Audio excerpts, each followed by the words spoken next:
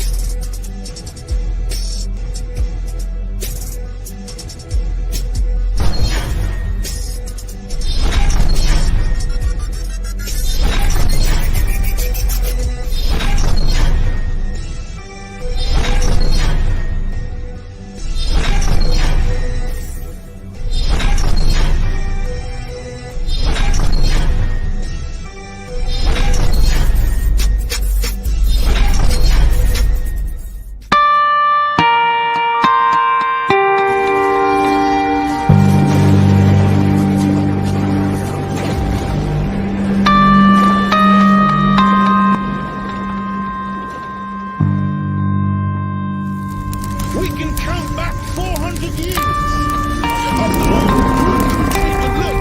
they took my name, my language, my culture. They killed my mother, my father, denied me religion, disallowed me to read or write for over 300 years. Reduced me to the level of an animal where they branded me on my chest, branded me on my pockets with a branding iron. And they called me 3/5 of a human being in the American Constitution. Is that the act of a human being or the act of a devil? Have the workers of iniquity no knowledge, who eat up my people as they eat bread? Let's deal with common sense. The Egyptians of antiquity, not the Egyptians you see today in that land, okay? That usurped that land, the real Egyptians out into the Sudan, okay, the Sudanese, over there. Understand that? The Ottoman Turks and Arabs got together and pushed them out. So when you understand it's the Egyptians of antiquity that I asked about, what color were they? I'm asking you. We don't know. Everybody knows. They were black. The evil that men should turn their brothers into beasts of burden, slave and suffer in dumb anguish, be stripped of spirit and hope and faith, only because they are of another race, another creed. Where's your kingdom? Where's your land? Where's your castles? Before Alexander, name it, you can't, because it does not exist. Therefore fear thou not, O my servant Jacob, saith the Lord, neither be dismayed, O Israel, for lo, I will save thee from afar, and thy seed from the land of their captivity. Shalom and blessings, family. I hope everybody's doing well. Shabbat shalom to all my brothers and Israelites, sisters out there. It's your brothers from S.O.T.E.P Productions at it again with another profound lesson. Shabbat shalom, brother Najib, brother Lasha. How y'all brothers doing? Brother Najib. Hey, brothers. Sorry about that. I was on mute trying to get off. Hope everybody's doing well on this Shabbat. It's always a great day to relax and be able to think about and focus on the Most High and everything He's done for us. So I'm in a good place today. How you doing, Brother Elisha? Yeah, Shabbat Shalom, my brother Banya, my brother Najid. I'm blessed. A lot of things going on in the world. A lot of things that looks like is leading toward deliverance. So say all praise to the Most High on that. And I guess we'll address those things. Those things are really pertinent to our people sometime soon. But today, going to go into, calling on the name of the Most High and how important that is in today's climate. Brother Banya. Shalom. All right, so I want to start off with this scripture right here. Revelations 14:1 says, and I saw another angel fly. Oh, no, I'm sorry. Wrong one. 14:1. And I looked, and lo, a lamb stood on a Mount Zion, and with him 144,000, having his father's name written in their foreheads. All right, so The reason why we want to talk about the Most High's name, and this is entitled, "Whosoever should call upon the name." Well, let's get another scripture to actually convey why. All right. All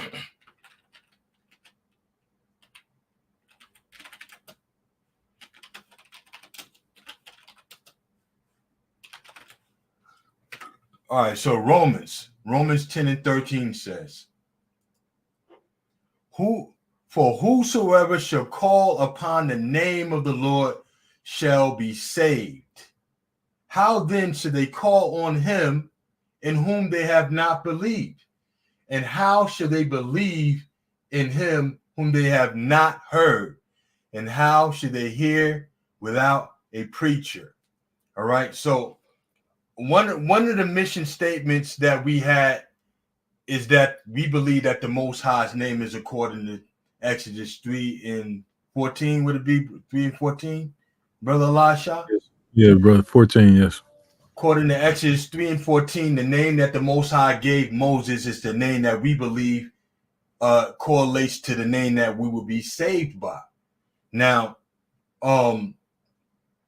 this is to say it's important for us to disseminate that information to the people so that they understand who the Most High is and why we call on him as we do. So amongst those scriptures, we said that the name would be written in the foreheads. Now, another thing that we see that's significant is that there's a mark. Now, also in Ezekiel, it tells the angel to go through the midst of Jerusalem and set a mark on the foreheads of the men that sigh and cry for all the abominations that be done. And then you look in Revelations 14 and 1, and it says that there's a mark on the foreheads of the 144,000, which is the name of the Most High written on their foreheads, or his father's name written on their foreheads. And then the polar opposite of that, you have people who have the mark of the beast, which is written in their foreheads. So these things are actually signs of who your allegiance is to. Is your allegiance to the beast? Is it your allegiance to the Father? You know, this lesson that the brother Elisha put together is pertinent because it actually goes in, talks about, the origin of some of these the tetragrammaton to be precise, and why we call in the Most High's name. But I actually want to pass it over to Brother Elisha so he can expound a little bit more on some things that are pertinent to understanding when it comes to the Most High's name. Yeah, I mean, when it comes to the name of the Most High, I know this is a long, hard-fought, debated question, and so we can probably just lean on nobody knows the proper pronunciation to the Most High's name. If you go back to, I believe, 970 AD, there was a person by the name of, I believe his name was Moses ben Levi ben Asher, if I'm not mistaken. And he translated the Lippo Codex. And when he translated the Lippo Codex, and I believe 970 AD, I could have butchered his name a little bit, but he had about two names in the Bon Asher to end it off. When he did that, it was supposed to be a long tradition of the Masoretes that copy of the Hebrew scriptures, which is supposed to be the oldest one, came from copies that we had in 70 AD before Jerusalem was sacked. Now, there's no proof of that. There's no proof that so-called transliteration or translation came from a copy that was directly from the one in 70 AD. But we do know that Ben Asher, he is the one who incorporated the vowel points. Like, he's the one where when you see the vowel points in the modern day scriptures, he put those in there. Like, he's credited for that. Matter of fact, there's actually another dude too that goes along with that particular scholarship. But the point is this, is that when we think about the Most High's name, we think about it Hebraically. It should just be as simple as going to the book of Exodus and reading what was said. And we know, according to Exodus 6:3, if one of you brothers don't mind reading Exodus 6:3, which will be supported in the lesson that we did, that the Most High never revealed a name all the way up until the burning bush. All right, Somebody just give a me second. Exodus 6:3. I'm grabbing it now. All right, so Exodus 6:3. And it says, "And I appeared unto Abraham, unto Isaac, and unto Jacob by the name of God Almighty, but by my name Jehovah was I not known to them." Now we know Jehovah is a distorted translation. There was no J's. We can go through the whole spiel on that. But the Most High said he never revealed his name up until Moses at the burning bush. So now the main question is Exodus 3:14 or Exodus 3:15 is the name. Some people say we say Exodus 3:14 because the Most High read verse 3:14, brother. I'll read 13 too. Okay. And Moses said unto God, "Behold, when I come unto the children of Israel, and shall say unto them, the God of your fathers have sent me unto you, and they shall say to me, what is his name? What shall I say unto them? And God said unto Moses, I am that I am. And he said, thus shalt thou say unto the children of Israel, I am, have sent me unto you. Now let's stop right there real quick. It really, you would think under normal circumstances for all Israelites and probably all the people on earth that read the scripture, that this would be suffice to say that this is what the Most High said, the exact words, tell the people I am have sent me unto you. And we know that's translated out of respect for the Most High. We'll just say the letters Aleph, Ha, Yah, Ha, which would be 4 letters as well as what we commonly know the Tetragrammaton to be. So we would think this would be suffice, that this is what the Most High said. But read verse 15, brother. And God said, moreover unto Moses, thus shalt thou say unto the children of Israel, the Lord God of your fathers, the God of Abraham, the God of Isaac, and the God of Jacob, has sent me unto you. This is my name forever, and this is my memorial unto all generations. Now, this is the verse that brings some ambiguity, at least amongst the community of our brothers and sisters, that this is where we would get the YHWH. And no matter what way you want to say, some people say Yahoo, some people say a plethora of different pronunciations. But this would be where you would have a standoff, that the Lord God of your fathers is where we get the Tetragrammaton from and the variations of how it's said. So now we have 2 sets of people saying 2 different sets of things. Brother, grab me the verse up when Pharaoh said, I know not that God. Grab that up real quick. Yeah. Before we go there, I want to make a statement. You know, and I understand the Hebrew and the English, they're not the same. But what this shows right here with these the capitalization of these names, whoever translated this obviously felt that there was some significance in what was being said when the Most High gave those names, that they would capitalize that.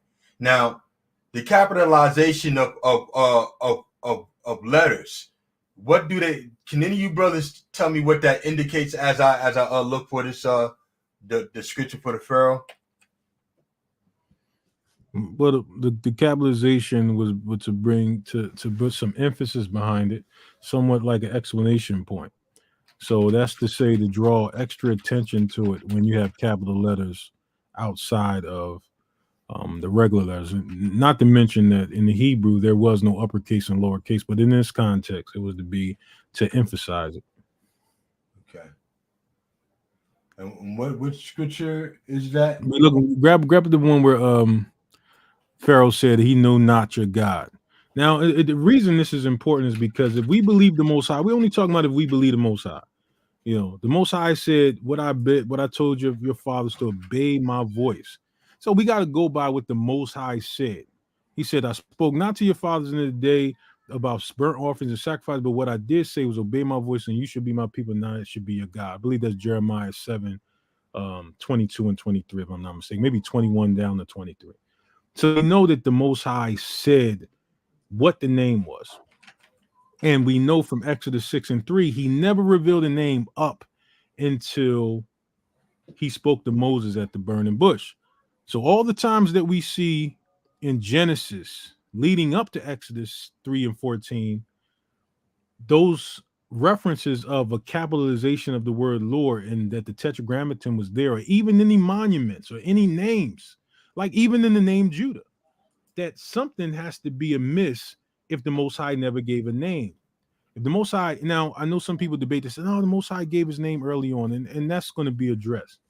But the reason that we should bring this up about Pharaoh is that Pharaoh said he never heard of this particular God. He said, I know not that God. Well, I will not let the people go. And that's I'm important trying to to say. find it. I do not know what. Hey, brothers, I got it. It's Exodus chapter 5, verse 2. Exodus 5 and Read 2. that, Thank you. Yeah. You want me to read I'll read from verse 1. All right. All right, brother. And afterward, Moses and Aaron went in and told Pharaoh, thus said the Most High of Israel, let my people go, that they may hold a feast unto me in the wilderness. And Pharaoh said, who is the Most High, that I should obey his voice and let Israel go? I know not the Most High, neither will I let Israel go. Now, when Moses had spoke to Pharaoh, he said the name. He said the name that the Most High gave to him. Now, did he say Exodus 3:14? Did he say Exodus 3:15 when we get to the Tetragrammaton? What did he say? Now, in the common breakdown is that he spoke the YHWH, and this is the thing for anybody who uses that name, whatever way you spell it, that's not really where we're going with. It's not about the spelling. This is just the fact that whatever way you phrase it, spell it, this is what that is being implied that he said. Now, what if I was to say that the Bible is translated through the Greek translations? What if I was to say that? What if I was to say that the Greek Septuagint, the Codex Sinaiticus, and several other Greek versions that right now, and I don't want to sprout them all off, but that those versions are what was translated into Hebrew and then translated into English. And that in the Greek Septuagint, the only word for God that we commonly use was kurios. That when the translation comes out that you see the Tetragrammaton 6,000 times, there is no historical reference for that. What if when we quote that, when we say that, that never happened? All the times we looked in the beginning of the Bible, we said, oh, it was the Most High's name was written 7,000 times. What if I told you there is not one document that supports that of the ancient Hebrew? And that the closest thing that you can get to that is the Lippo Codex, the Leningrad Codex, and the Biblia Hebraica that come from 970 AD. And that those translations, nobody through history can tell you where they were translated from. Only that it's a tradition of the Masoretes to say that it had been translated from the old temple period in 70 AD. And that most of your translations are translated from Greek. And that they chose to imply that everywhere they saw kurios meant the Tetragrammaton, meant YHWH. If I was to say that, how could you dispute that? Maybe with the Mishle Stele, maybe with the Shalomo inscription, because you see the Tetragrammaton there. But what if we went back to ancient Babylon? So I'm gonna show a reference. I have a question for you, brother Elisha. Go ahead. How many versions do we have of the Tetragrammaton? How many different variations would you say they have? I've heard you talk about the ones that brothers use today. That they use known and unknown. I mean, I don't know the unknown. I mean, I know that there's many different spellings. I mean, the thing is that the Tetragrammaton's origins actually started off with 3 letters, but I'm not sure if that's the question that you're asking. No, I'm asking how, like, basically how many different pronunciations do you have for it? I mean, shoot, brother, I guarantee the people that's in the room right now have a bunch of different pronunciations. Yahoo, Yahweh, Yahweh, Yahoo, Yahweh. It's just so many of them. I don't know all of them. Yahuwah, right. You know, and I don't even like saying, you know, just sprouting them off. But, all right, so how many of the Exodus 3 and 14 can we find? How many different variations of that? I only know one, and that's the Aleph Ha Yaha. All That's the right, only so one that's I know of. all right. So I'm glad you said that because I want to show something here. All right, because I think this is pertinent also and understanding because I had a conversation with some brothers and I asked them this exact question here that I'm going to pose right now. All right, so in Hosea it says in Hosea, I'll start from Hosea 2:15. And it says, and I will give her her vineyards from hence, and the valley of Achor for a door of hope. And she shall sing there as in the days of her youth, and as in the days when she came up out of the land of Egypt. And it shall be at that day, saith the Most High, that thou should call me Ishi, and should call me no more Bailey. For I will take away the names of Balaam out of her mouth, and she shall no more be remembered by their name. So right here it says the names of Balaam. Would I be correct if I was to say that what is the link between this Balaam and the actual tetragrammaton? Do you know what that link is? Now you have the connections historically that the tetragrammaton literally means Baal or Baal. If you go into the concordance where you're at right now, and it's going to say one of the meanings of Bailey is, the tetragrammaton. So you would have that connection. That's if it says a symbolic name for. If you go back to it, yeah, symbolic name for what it says Jehovah. Now, mind you, when you see Jehovah, you just add it up. But when you see that word Jehovah, it's really just saying the YHWH. They just talk about those four letters. So I want to be clear that we're not dividing up the different spellings. We're just going to say the YHWH, the Hebrew 30, was it 3860? I know it pretty good. Go to the breakdown, go to the one for the tetragrammaton. I think it's 3068 and 3069. The Hebrew 3068 and 3069 is the ones that you would see the tetragrammaton. So whatever way you say that those four letters is what we're talking about. Doesn't matter the pronunciation or the spelling, just the four letters itself is the representation. So the thing that we want to talk about is was this name around prior? And then the fact that it has four letters. The main thing is that initially in ancient antiquity, going back to ancient Babylon, I'm talking about during the time of Nimrod, the tetragrammaton was not a tetragrammaton. It didn't have four letters. It actually had three letters. And if you look at any Hebraic script that has that name on it, you'll see it's only three letters all the way up into the Mishlei Stele. But what's the reference number again? 3068 and 3069. 3068, okay. So when you go to the concordance, we're just saying that it doesn't matter what way you say it or what way you spell it. It's just those four letters. Because everybody has a different way of spelling it. So right there, you'll see it says Yahweh. You got some people that say Yao. It doesn't matter. It's just the four letters, period. But was that name around? If the Most High said he didn't reveal his name up until Moses, then that means that the Most High's name should have never been heard before prior to that. And that's what we want to talk about real briefly, is that the three-letter version of the tetragrammaton had been revealed. And it was only three letters prior to the Mishlei Stele.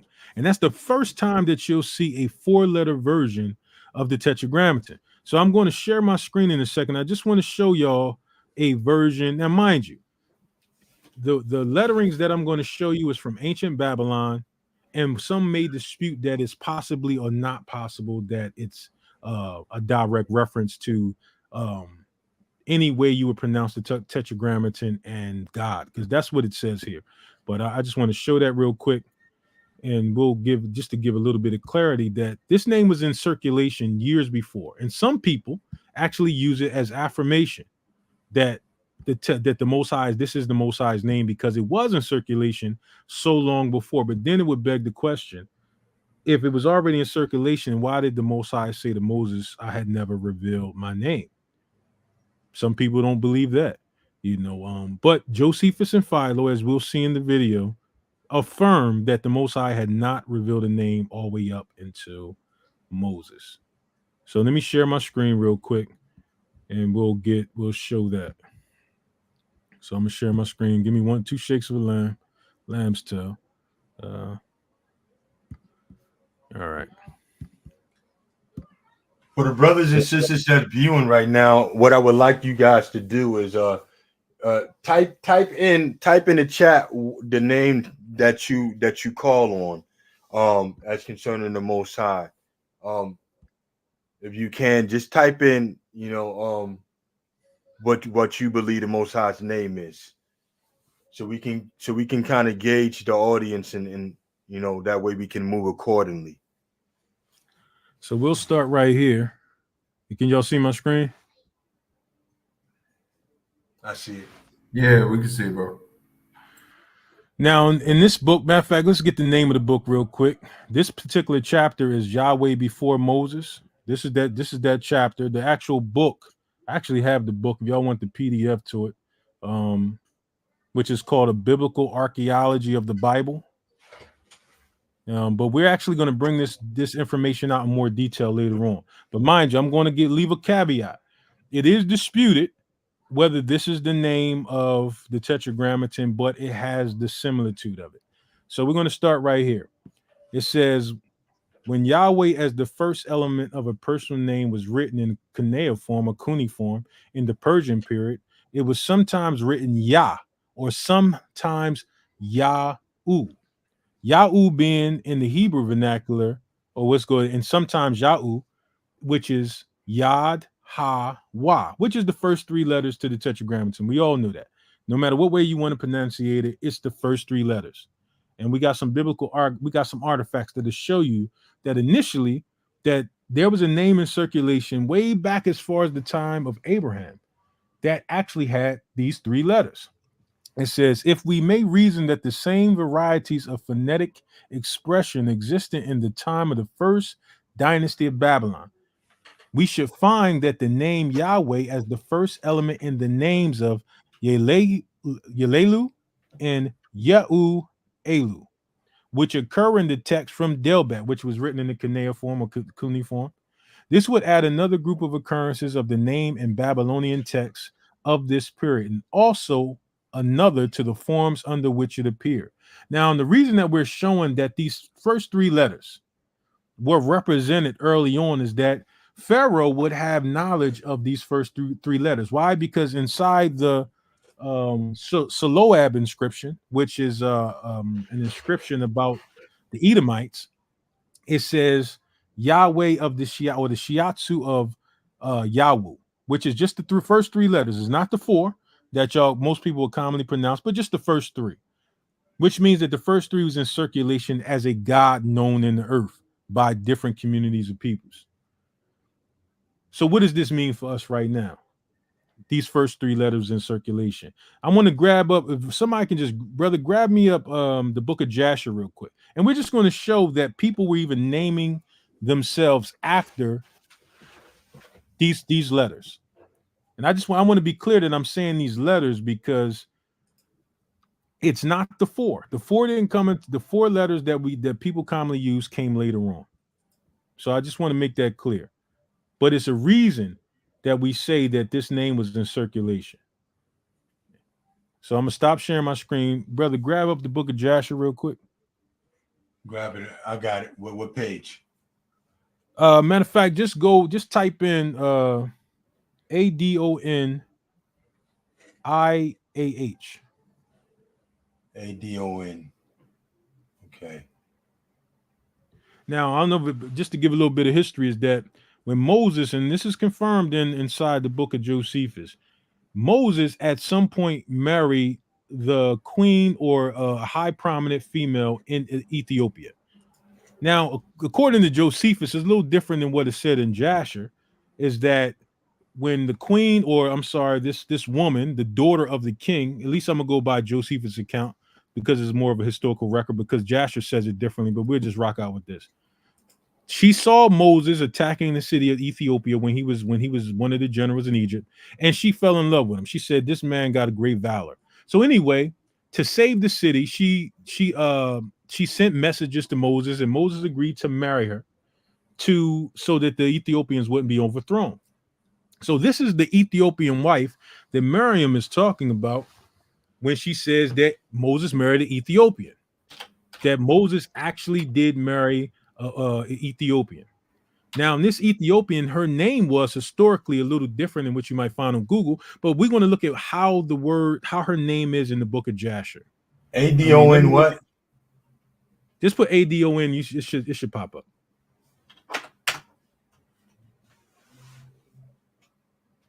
You can't find it, I'll grab it.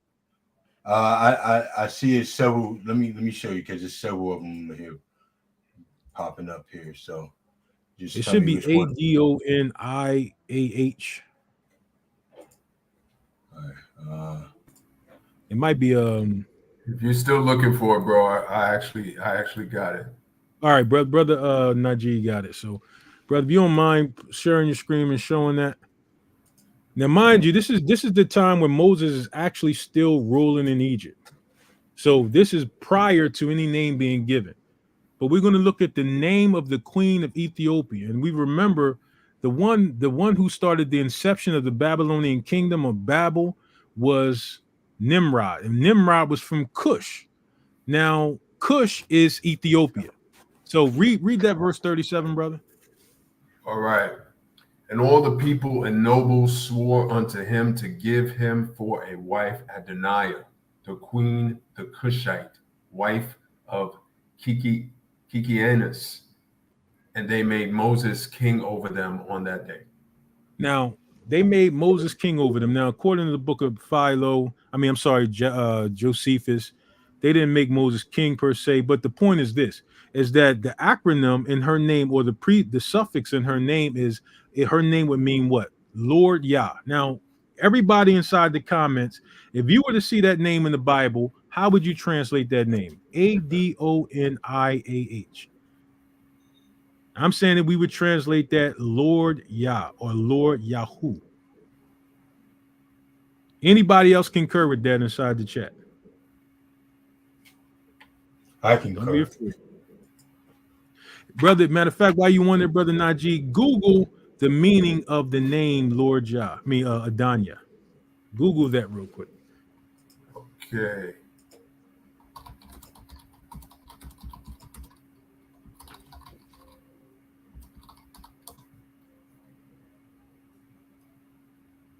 All right. In Hebrew, baby names, the meaning of Adoniah is the Lord is my God. The Lord is my God. You might have some that will come up that actually say Lord Yah. If you go into the Bible versions, anytime you see IAH at the end of a name, we just imply that it means Yah or Yahoo. I guess after a relationship with the Masoretes or the Jewish people, they'll just say Lord my God. But we know Adon means Lord, and IAH would mean Yah or Yahoo. So at this time particularly, we know that at least the 3-letter version of this name is in circulation before Moses even leaves Egypt. I'm going to share my screen real quick just to show some of the other 3-letter versions of this name and know that it was in circulation a long time before the Most High gave us a name. So I'm just going to show something real quick. And the reason that we're bringing this out is to say, if the Most High said he never revealed a name, but this particular name was in circulation, at least the 3-letter version, then the Most High could not have revealed a name or had not revealed the Tetragrammaton in Exodus 3:15. So let me grab this up real quick. We're just going to look up some of the 3-letter versions real quick. Now, if you look at this one right here, this is an older one that was found, and it's called the Mount Ebu Amulet. And it says the divine name YHW from Mount Ebu. Now, you can see the letters Yah, Ha, Wa. When you look at those letters, early on in antiquity, this was in circulation by the 3-letter version. But how did it become 4? It's not until you get to the Moabite stone. If one of y'all brothers grab up translation of the Moabite stone, and then you'll see that this is the first time in antiquity that you have a 4-letter version of this 3-letter word is that the ha at the end of it was added later on. Why was it added later on? Now, everybody knows that the name God gave to us is 4 letters. This name is 3. It's 3 all the way up until you get to the Moabite stone. And guess who it was who actually had the 4-letter version? The Northern Kingdom. But grab up the translation of the Moabite stone, brother, and we're going to read that real quick.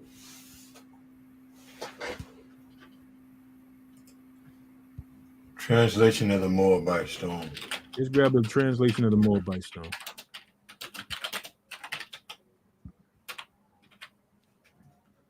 Okay. Now, even with Kwam Yasharan, it's important why it was in circulation. Why was it in circulation if the Most High never revealed it? Now, we don't know of anybody that's quoting Exodus 3:14 as being in circulation. But just grab up any one that you can find that got the translation of the Moabite stone, and we'll read that. Which I have one already, but matter of fact, we could just look at the one I got if you can't find it. Just click on anyone. It should. You see it? Yeah, just give us the translation. Is that it right there? Nah, that's not enough. This is more than that. It should give the whole translation of the Moabite stone.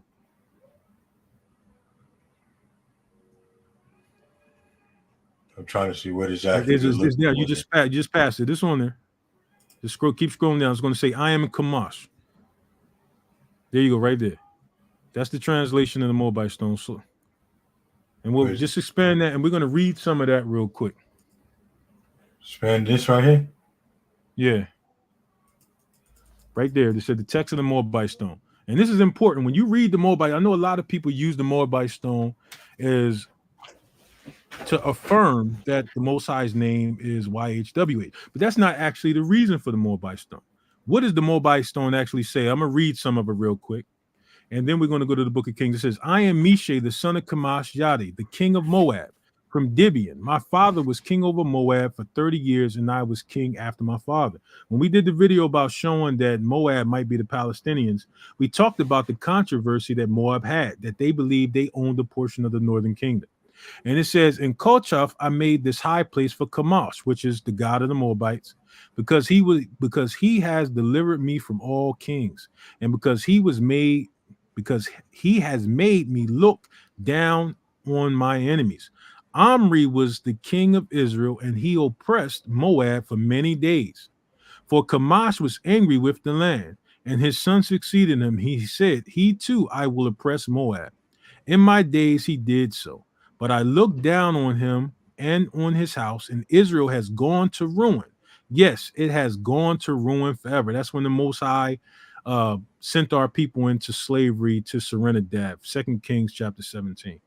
Omri had taken possession of the whole land of Medeba. This was their controversy, that we had took some of their land, which you can see that Jephthah talks about, because Jephthah writes letters back and forth to the king of Moab in the book of the Judges. And he lived there in his days, in the half of the days of his son, 40 years.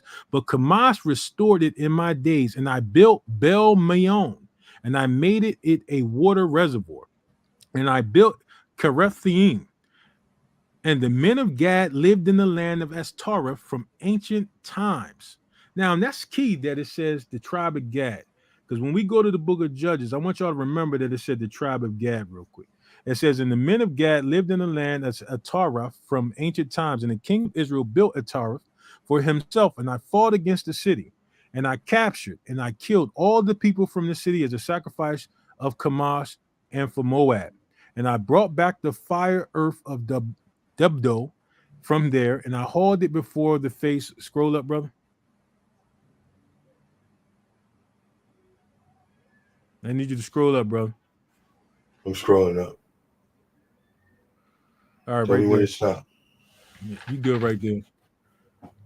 And it says, "I fought against the city, and I captured and I killed all the people in the city, and the sacrifice of Kamash and Moab. And I brought back the fire earth of Dado from there, and I hauled it before the face of Kamash and Kirioth, and I made the men of Sharon live there, as the men of Merimeth. And Kamash said to me, 'Go and take Nebo from Israel.'" Now stop. We're going to stop right there. he said he told Kamash told him to go take Nebo from Israel. We go in the book of Isaiah. It says, Bel sitteth and Nebo stoopeth. Nebo being a calf god. Now he's saying, now we remember in the book of the Kings that Rehoboam said, "These be your gods," and he put two calves in the temple at Samaria. Now, in these two calves, he said he called on the Lord. He called on what you would say is the Tetragrammaton. And he said unto me, go take Nebo from Israel. And I went in the night and I fought against it from the break of dawn until noon. And I took it and I killed its whole population, even 7,000 male citizens and aliens, female citizens and aliens, and the servant girls. For I had put it to the band of Ashtar Kamash. And from there, I took the vessels of Yahweh, of the Tetragrammaton, and I hauled them before the face of Kamash. That says I took the vessels of Yahweh or Yahweh or Yahuwah. It says he took the vessels of it from there. Now, the calf that he actually took out that he's referencing to is Nebo or even YHWH is a calf that he took out of the temple of the northern kingdom. That when you read the Moabite stone, he's documenting that he took the vessels, which literally the physical vessels that was represented by this calf that they called Yahweh, and he took it out the temple. Now, how we know that? How do we know that he's saying that the actual name of the Tetragrammaton was something he took out the temple? Because if we go into another artifact called Bel and his Asherah, it says Yahweh of Samaria and is represented as a golden calf. And we'll show that real quick. So what this is documenting is that the YHWH, which is the first time you'll see the four letters, was a calf taken out of the temple in Samaria by the Moabites. And we're going to prove that with this artifact right here, where it represents that Yahweh was a calf of Samaria, or that they used that name as a calf. I don't want to offend anybody. All right, so we're going to go to, and we're going to grab this up real quick. Where is it at? Give me two shakes, because I got it on here somewhere.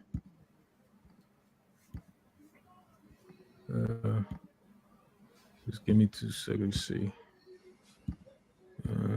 Here we go. By show of hands or by show of ones, how many brothers and sisters seen the lesson that we did called The True Name of the Most High? By show of ones. By show of ones, how many brothers and sisters seen the lesson that we did called The True Name of the Most High? Show of ones. If they could see the artifact right here. This artifact is called Yahweh of Samaria and his Asherah. And Yahweh, or the Tetragrammaton, is being represented by two calves. Now, going in the Book of Kings, can everybody see that? No, it's not. You're not sharing your screen. All right, let me share my screen real quick. All right, I thought I was sharing my screen. All right, let's go back.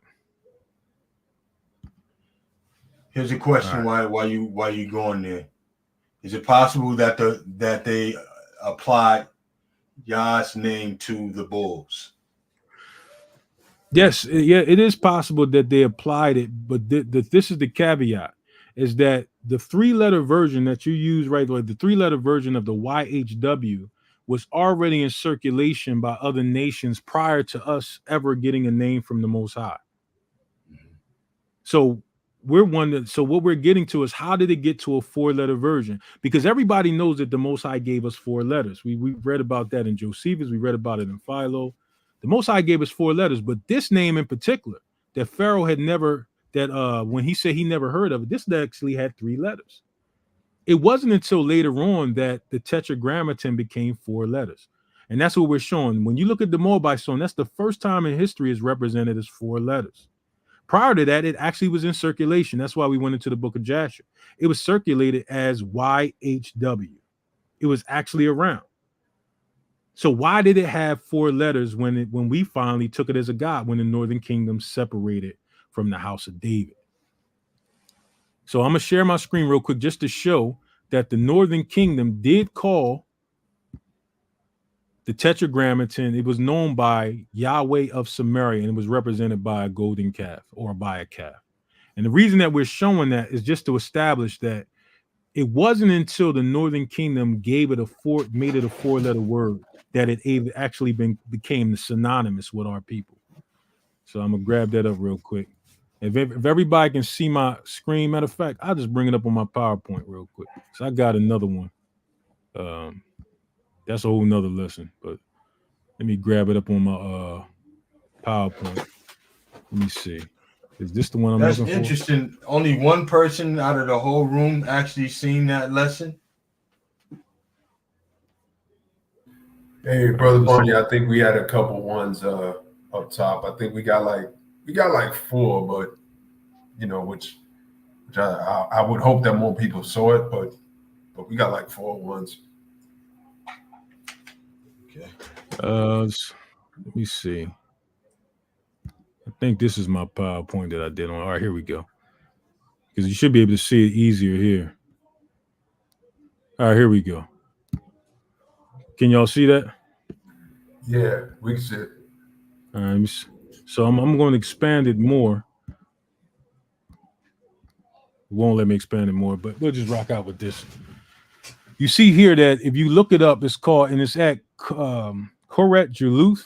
I can't remember pronounce it the right way, but this was found a tablet or a potsherd, and it says Yahweh of Samaria. That's how it's translated. Yahweh of Samaria and his Asherah.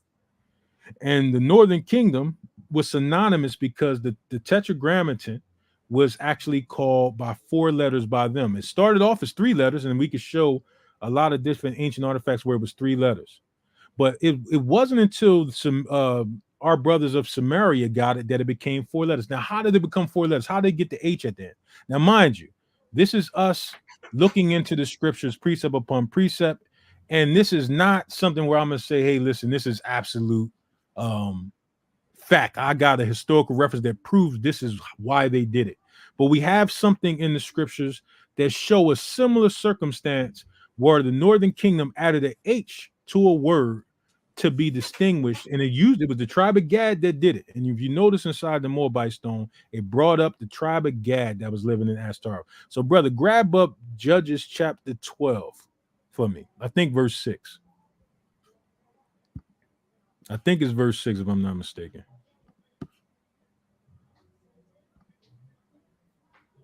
Want me to read it? Yeah, grab it that. up I'm for me, gonna bro. make sure the right verse. I think it's Judges chapter 12 and 6. Yeah. Then said they unto him, say now. Show it on the screen, brother. Okay, give me 2 seconds, and it will be on the screen. Here we go.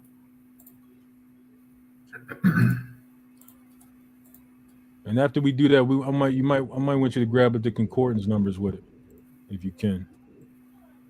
But you just read it real quick. Okay. Then said they unto him, say now, Shibboleth. And he said, Sibboleth, for they could not frame to pronounce it right. Then they took him and slew him at the passage of Jordan. And there fell at that time. Go ahead, just finish it up. And there fell at that time of the Ephraimites 42,000. Now, if you stop right there, if you go back to it, says, and they said unto him, now say now Shibboleth. And he said Sibboleth.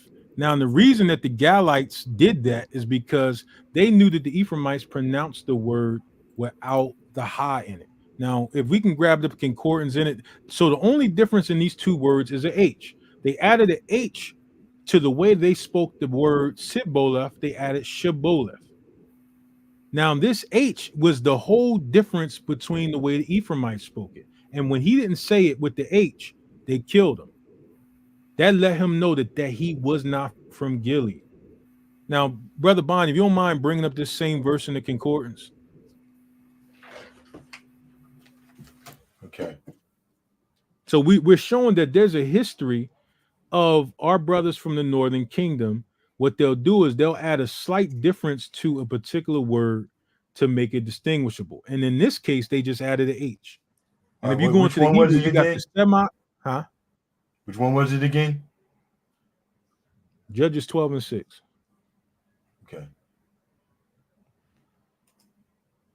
So the difference is that they added an H to the word that made it from Siboloth, which you would use the Hebrew letter Samak. Well, I don't know. Some people say Samak. It would just be SA, and then you got the Shin or the Sham, which would be SHA. So the only Both of difference them are is just that Shibboleth. Both Shibboleth and Shibboleth. just bring up the whole verse in the concordance. We'll look at them. We'll look at them each after that. We'll just look at them one by one. Okay. So we'll see that the only difference is that the Galites added an H to the word. Now, like I said, that this is something that a connection that we're looking at as a plausibility. I'm not going to say that this is 100% fact.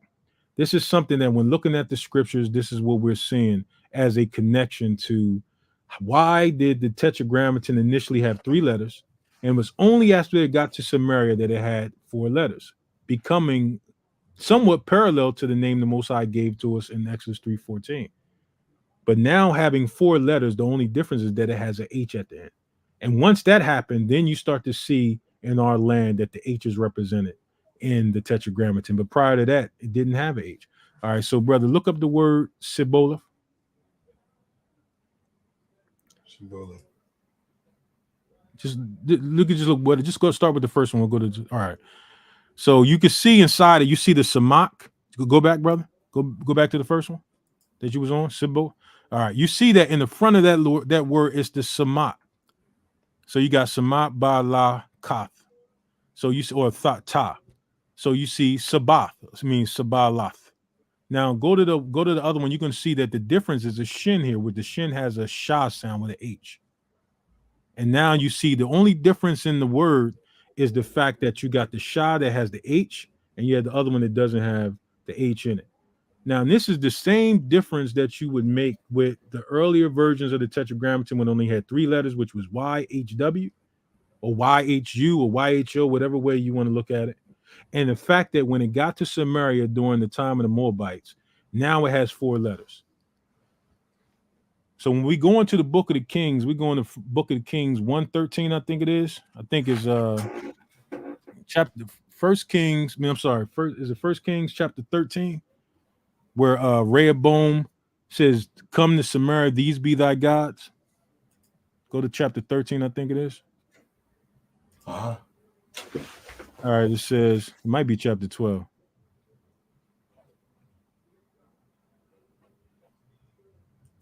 It might be chapter 12.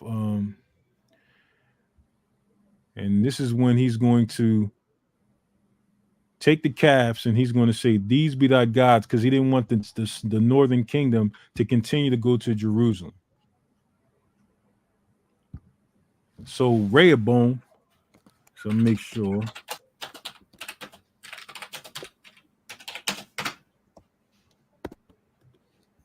Say this First Kings.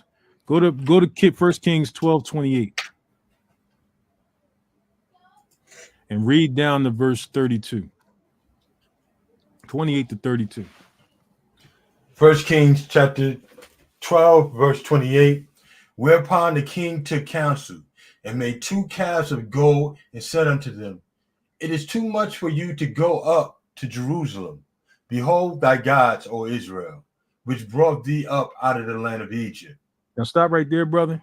Now, when we looked at the artifact that said Yahweh of Samaria and his Asherah representing the other calf, and it showed 2 calves. Now, what did Rehoboam say? He said he took 2 calves of gold and he placed it in the temple in Samaria. Continue, brother. And he set the one in Bethel, and the other he put in Dan. And this thing became a sin, for the people went to worship before one, even unto Dan.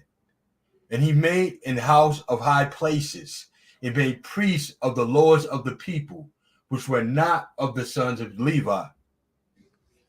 And Jeroboam ordained a feast in the 8th month, on the 15th day of the month, like unto the feast that is in Judah. And he offered upon the altar So did he in Bethel, sacrificing unto calves that he had made, and he placed in Bethel the priests of the high places which he had made. Now start right there. And I'm looking. I butchered it before I said I said Rehoboam. Is actually Jeroboam. So that was my mistake. I don't know why I always mix them up, Jeroboam, Rehoboam. But it's actually Jeroboam that did this. Now, I put anybody to task that can find an artifact that has the 4-letter tetragrammaton before the Mishle Stele or the Moabite stone. Anyone you find before that will have 3 letters. Why is this important? Because if you go into the book of Josephus, which we'll see in the video, he said that when the priests went into the temple, they had a metrion of 4 letters. So when Rehoboam, I'm getting it. I say Rehoboam again. When Jeroboam took over the northern kingdom, he had to mimic what our people served at Jerusalem, and he made sure that the name that he found, there were 3 letters. Mind you, this is I'm saying that this is how spiritually I perceive this to be. I don't want to make it look like I got an artifact that says exactly what I'm saying, but the connection is obvious. That the God that we serve, that the Most High gave his name to Moses, had 4 letters. And it's not until this time that the tetragrammaton becomes the tetragrammaton of 4. It actually had 3 prior to that. And this is going on inside the northern kingdom when they had a temple at Bethel and Samaria in the tribe of Dan. And that's what the Moabites are talking about when they said they took the vessels of YHWH out of the temple at Samaria. They're saying they took the calves that were there. And it's clear that Jeroboam made calves because he says it there in 1 Kings, the 12th chapter, 28 to 32. Now, we got plenty more information on this to go deeper into it. And we're going to bring the multitude of that information out to show historically that there are a multitude of spellings or a multitude of citations of the tetragrammaton in 3-letter form, all the way up prior to our people getting a name. And after that, it stayed 3 letters. Even when it talked about the shiatsu of the Edomites, it was 3 letters. It wasn't until it got to the Mishle Stele under the northern kingdom that we see it's a 4-letter word. And even some of the artifacts that go back to as far as 500 BC by the Persians, they still represented it as a name of 3 letters. Even the Muslims prior in the old Sephardic language or the Kafiric language. What's the dude who did Hebrews the Negroes? Ronald Dalton. When he spoke to a Muslim dude, he was talking about how prior to them using the word Allah, they used a Yahu or Yahu as the name of the Most High pre-Muhammad. Again, 3 letters, So just to put out there that they had a history that went back to the ancient cuneiform and cuneiform that was 3 letters. Can't say that the ones that was Kafaric wasn't 4. Exact that the history went back to the 3-letter rather. So, brother, did y'all want to say anything before we proceed? Yeah, just to make sure so everybody can know, Genesis chapter 4 and 26. We're going to answer that too within the video, right? When it says, and Seth, to him also were born the sons, and he called his name Enosh, and then began men to call upon the name of the Lord. That's answered within the video, I believe, right? Yeah, that's one of the first things we established. So, okay. Without further ado, and like I said, we're going to bring up, we got a multitude of more, we got plenty more information on this subject, and to establish it historically and biblically. We just highlighted some of it leading into the video. So, Brother Bond, you want to shoot the video out, and if there's any questions prior to us putting the video on, you can shoot your shot. Hey, Brother Lasha, you just mentioned Ron Dalton and his confirmation, well, not confirmation, excuse me, what he stated when he was speaking to somebody. I know that is a kind of a TikTok clip, and I know that sometimes we kind of mention things, but the audience may not know exactly what we're talking about. It's probably a good idea to just play that clip real quick. I think it's probably about a minute. Yeah, go ahead and play it, bro. Yeah, go. What do you have it? Do you have the clip? I gotta pull it up. All All right, while you pulling it up, I'm gonna be addressing something too, just to bring everybody up to speed, because everybody wasn't in here when we started off. So I'm just gonna read this scripture right here. What's the relevance of this right now? All right, so in lieu of all the things that's going on, the eclipse, the Passover, the 400-year mark, right? This is called the Exodus. Whosoever should call upon the name. Now, why are we doing that? Why are we speaking about that? Romans 10:13 says, "For whosoever shall call upon the name of the Lord shall be saved." How then shall they call on him in whom they have not believed? And how should they believe in him of whom they have not heard? And how should they hear without a preacher? So, as teachers and as brothers who disseminate information within our platform, it is our duty to share with you what and why we believe in what we believe in. Why we believe the Most High's name is what we believe his name is.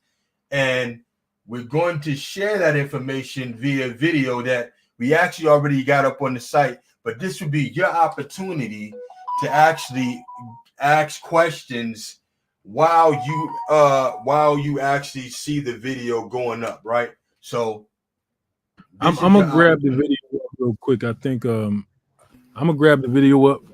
Which video? Brother, and Yeah, he's gonna grab up the TikTok video because Okay. I actually do not have TikTok. Yeah, So it'll be easier for Brother Lasha to grab it up real quick. Again, it's only about a minute, but Brother Ron Dalton says something really key there that I think may resonate with the audience. Uh-huh.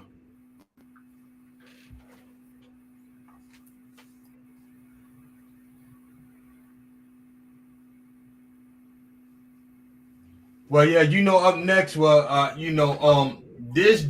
are scriptures that counter that understanding. For instance, let me grab another one, because this is when Paul makes that statement of whosoever, Paul was quoting, right?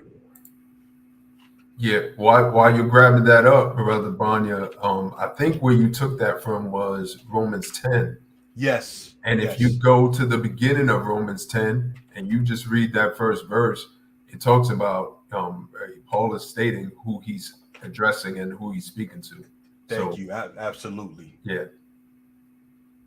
So up next, to answer your question, I think it's obvious that Paul in that part of Romans 10, he's addressing Israelites. He's only speaking to Israelites, or about Israelites, rather. Let me say.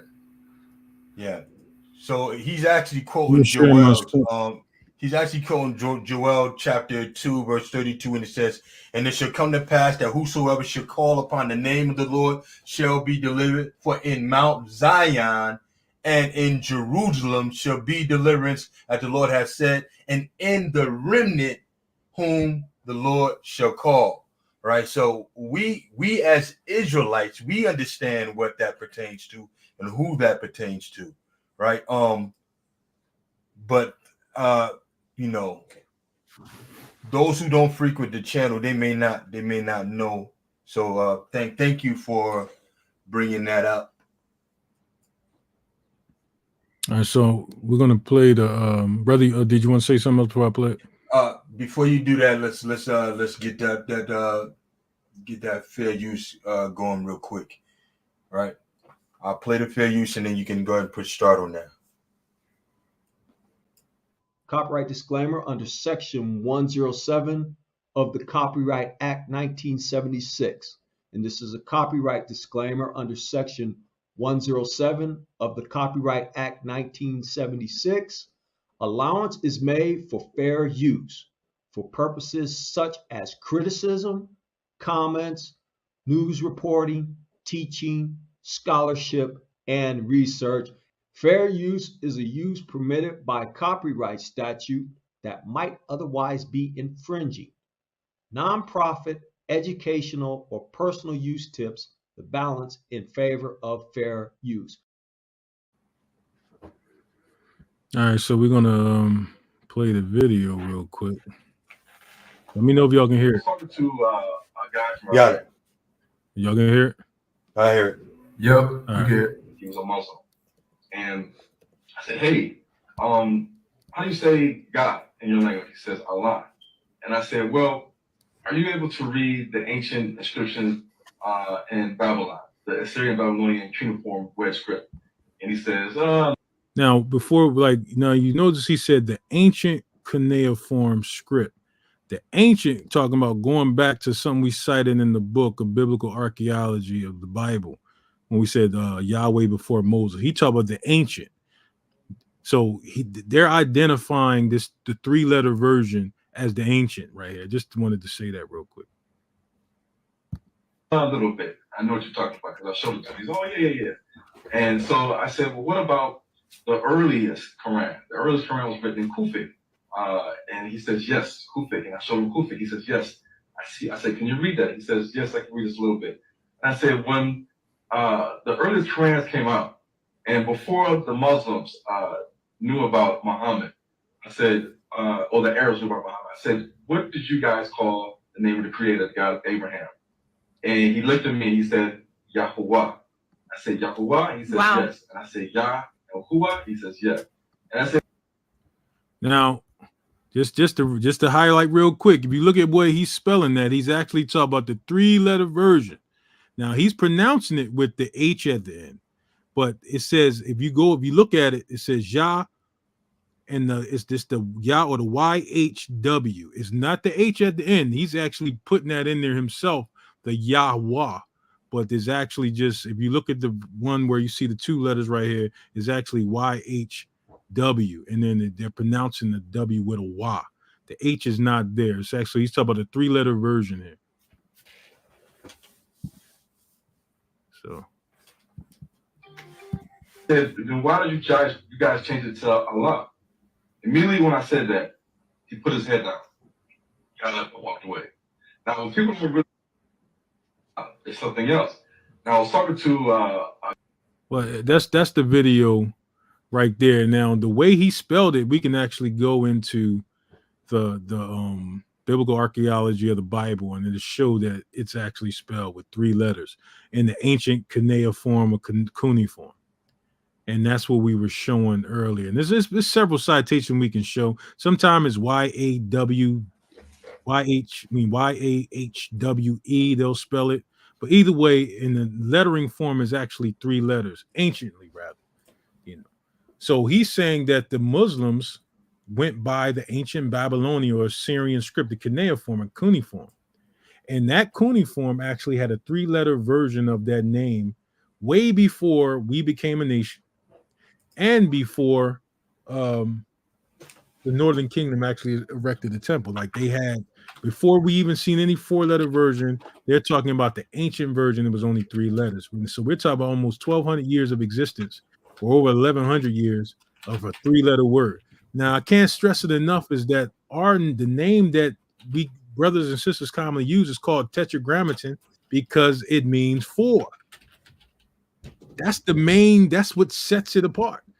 Tetragrammaton means 4. It had the letters, you could chop them up any way you want, but the historical reference of the name is actually connected to tetragrammaton meaning 4. Why? Because even the name the Most High gave us in Exodus 3:14 had 4 letters. It was Aleph Yah. Aleph Yah Ha Yah.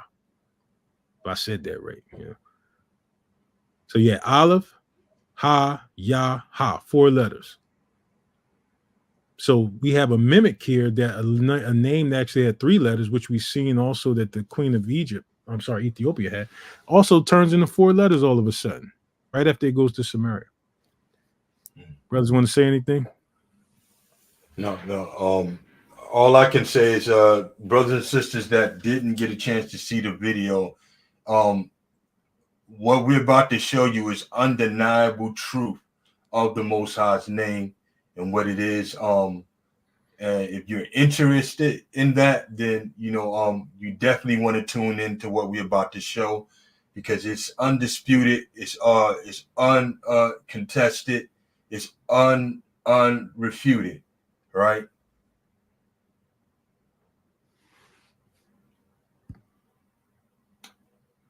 Anybody got anything else?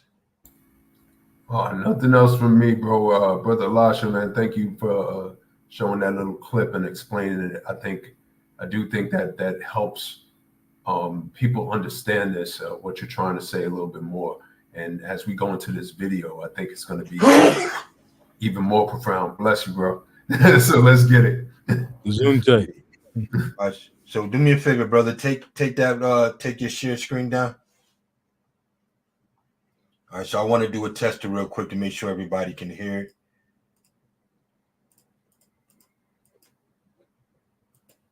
Okay. While the brothers doing it, we just want to make it known that it's very important that we obey the Most High's voice, that we're all saying the same thing. And it's not that we're trying to throw a monkey wrench in anything that is factual. We're trying to actually establish the fact. And you can never go wrong going by what the Most High said. And it's been a concerted effort to get us not to do what the Most High said. Like they went through leaps and bounds, the same way they went through leaps and bounds to steal our heritage. They went through a lot to make sure that we believed everything other than what the Most High said out of his mouth. Like, imagine being in the presence of the Most High. I'm like, yo, what did I say? What did I say? And what could we say in response? That people explained it away to us? That they said this or they showed me that? Like, what can we really say if the Most High said, what did I say? Mm-hmm. So we'll get that started, brother. Let me make sure y'all can hear. What we're dealing with today is the true name of God. Can you hear that? Can you hear that, brothers? No, I can't hear nothing yet. Try I heard it. But how about spoke out of his mouth and testified to historically. All right, so did you hear that? Yeah, we can hear it now. Yeah. All right, great. All right, so I'm going to, before I even start, I'm going to mute my mic and I'm going to start it.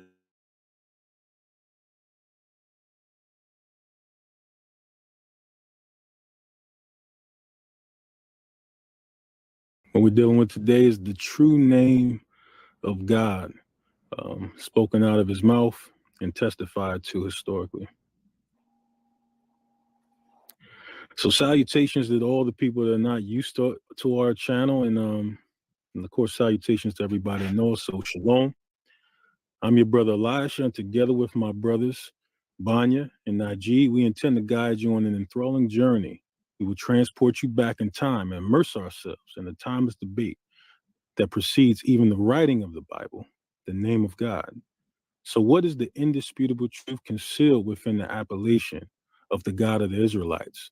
Throughout this journey, we will rely on ancient scriptures and historical sources as our guides, shedding light on profound truths that will unveil the answer to this paramount question. What is the standard process? Before we start this journey, we must lay down the foundational standard of how we approach biblical texts, as it is written in the law of Moses, out of the mouth of 2 or 3 witnesses, let every word be established. Brother Najee, out of the mouth of 2 or 3 witnesses, please. As written in the law of the Most High, out of the mouth of 2 or 3, let every word be established. This is shown in Deuteronomy chapter 19, verse 15. One witness shall not rise up against a man for any iniquity or for any sin, and any sin that he sinneth. At the mouth of 2 witnesses or at the mouth of 3 witnesses shall the matter be established. Brother Banya, what did God say to Moses? This is coming from the KJV Bible, Exodus 3:14. And God said unto Moses, I am that I am. And he said, thus shalt thou say unto the children of Israel, I am have sent me unto you. Exodus 3:15. And God said moreover unto Moses, thus shalt thou say unto the children of Israel, the Lord God of your fathers, the God of Abraham, the God of Isaac, and the God of Jacob have sent me unto you.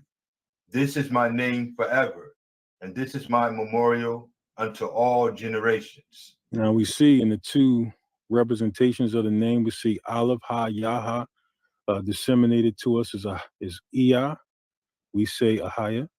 And then we have inside verse 15, Yad He Wahe, depending on how you speak the Hebrew, and is often represented by the different forms that brothers say or articulate the Tetragrammaton. Now, the Tetragrammaton.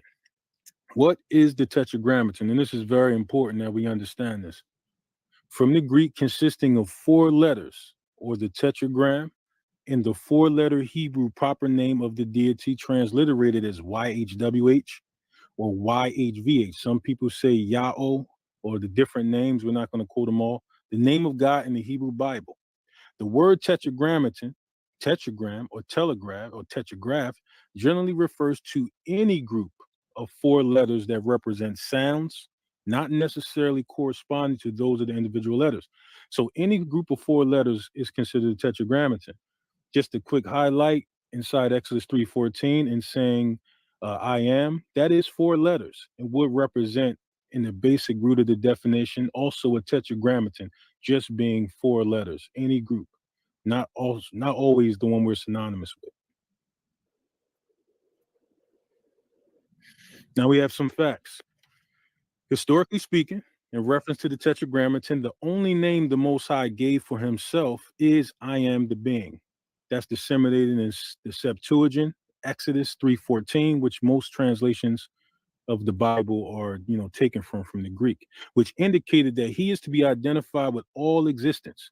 The Greek Septuagint, Old Testament of 285 BC, never used any sacred name for God, nor was such ever mentioned by other ancient writers such as the Israelite historians Philo and Josephus, or the later Eusebius.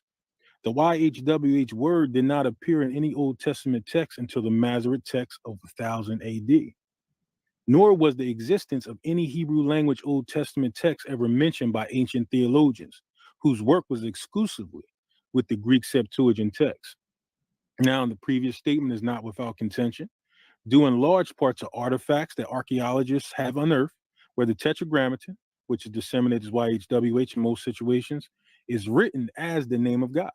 The Tetragrammaton is universally held as the name the Most High had given to Moses in Exodus 3:15, and is written into Genesis 162 times, and a total of 195 times leading up to Exodus 6 and 3. This is where we'll start our exploration into the name of the Most High. Brother Najee, it's never been discovered. In Exodus chapter 6, verse 3, and I appeared unto Abraham, unto Isaac, and unto Jacob by the name of God Almighty, but by my name Jehovah, tetragram YHWH, was I not known to them. Now this is also confirmed in Genesis chapter 17, verse 1. And when Abram was 90 years old and 9, the Lord appeared to Abram and said unto him, I am the Almighty God. Walk before me and be thou perfect. Brother Najee, can you continue on to our citation in Flavius Josephus? But I'll add one word. The translations that you're looking at right here in Exodus 6 and 3 is only as it is written inside the KJV Bible. We're not trying to push you in the direction to say that Jehovah or any form of the Tetragrammaton written in Exodus 6 and 3 is what we're disseminating as the name. We're just giving you the scripture as it reads, and you'll get the information as we go forward. So, Brother Najee, if you don't mind continuing with Flavius Josephus, chapter 11, starting at paragraph 275. Of course, brother. Antiquities of the Jews by Flavius Josephus in chapter 11. Moses, having now seen and heard these wonders that assured him of the truth of these promises of God, had no room left in him to disbelieve them. He entreated him to grant him that power when he should be in Egypt, and besought him to vouchsafe him the knowledge of his own name.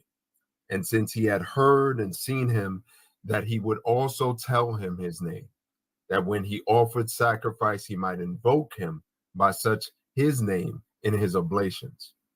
Whereupon God declared to him his holy name, which had never been discovered to man before, concerning which it is now lawful for me to say anymore. Or not lawful to say anymore. So we see here that according to Josephus, as well as the scriptures, the Most High had never revealed his name prior to Moses. Book of Philo on the change of names, which would be another witness, Brother Banya. You don't mind? Book of Philo on the change of names. For these men have need of the complete use of the divine name, who come to the created or mold generations, in order that if they cannot attain to the best thing, they may at least arrive at the best possible name and arrange themselves in accordance with that. And the sacred oracles, which is delivered as from the mouth of the ruler of the universe, speaks of the proper name of God, never having been revealed to anyone, when God is represented as saying, "For I have not shown them my name."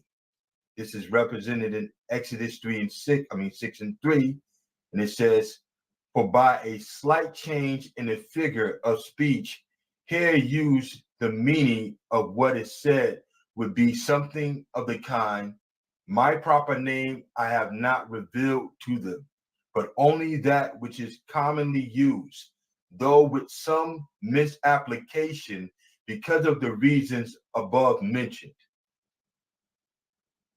So we see the Most High out of the mouth of 2 or 3 witnesses never revealed his name prior to Moses. Now, this is an interesting dilemma that we have here. No name was given. If God Almighty, known as Al Shaddai, only revealed his name to Moses at the burning bush, it raises an intriguing question.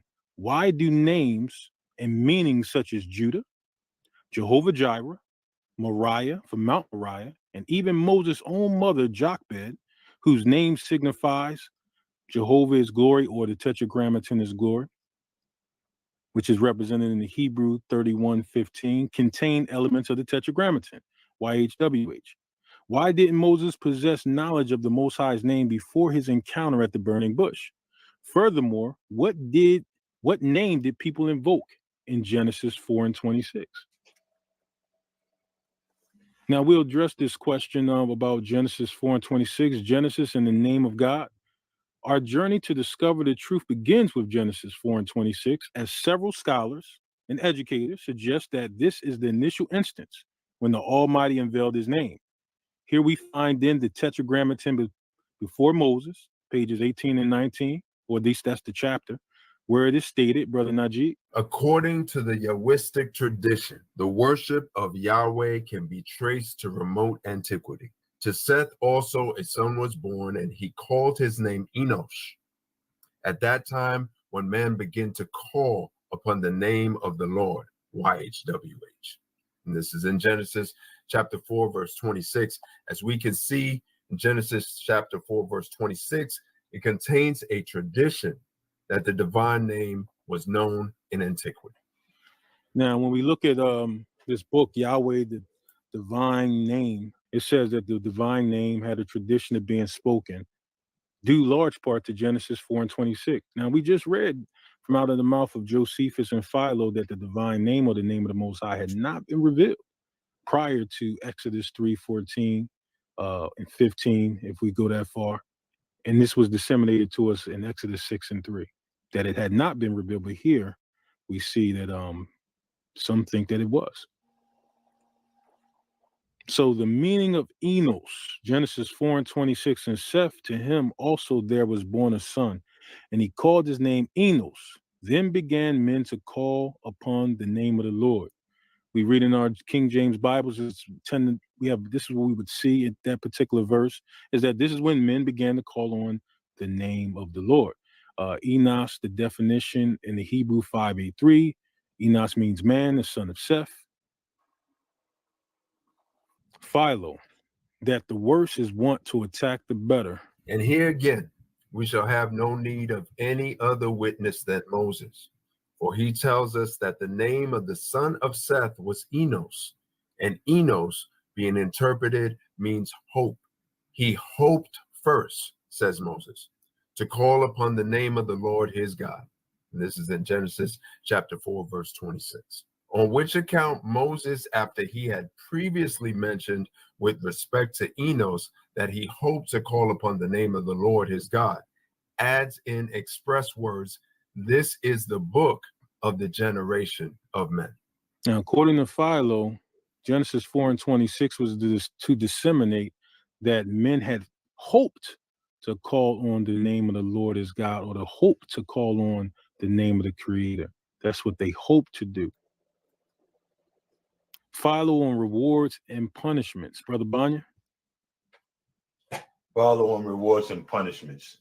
This man the Chaldeans named Enos, but this name, when translated into the Grecian language, means a man. He, having received the common name of the whole race for his own name, as an especial honor, as if was not right for anyone to be considered as a man at all, who does not hope in God. Now, when translated into the Grecian language, Enos means man. But we'll dig in a little further for why we have the historians saying men had hoped, and then our regular Grecian translations is saying men called on the name of the Most High. So Antiquities of the Jews 151, Josephus' perspective, it says Josephus frequently altered Hebrew names, spelling them after the fashion of the Greeks to please his Greek readers.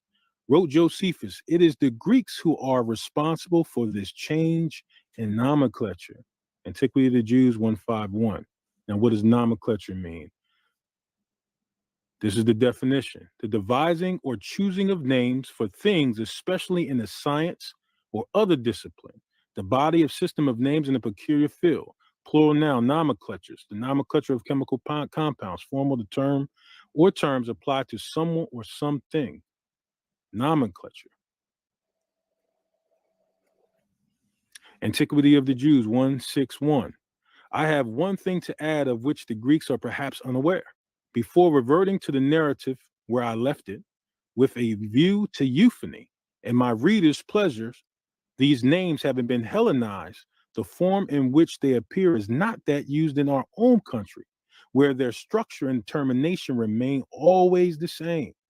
So Josephus says that in our language, or the Hebrew language, the Israelite language, the meaning of names mean the same, but they have been Hellenized in some form.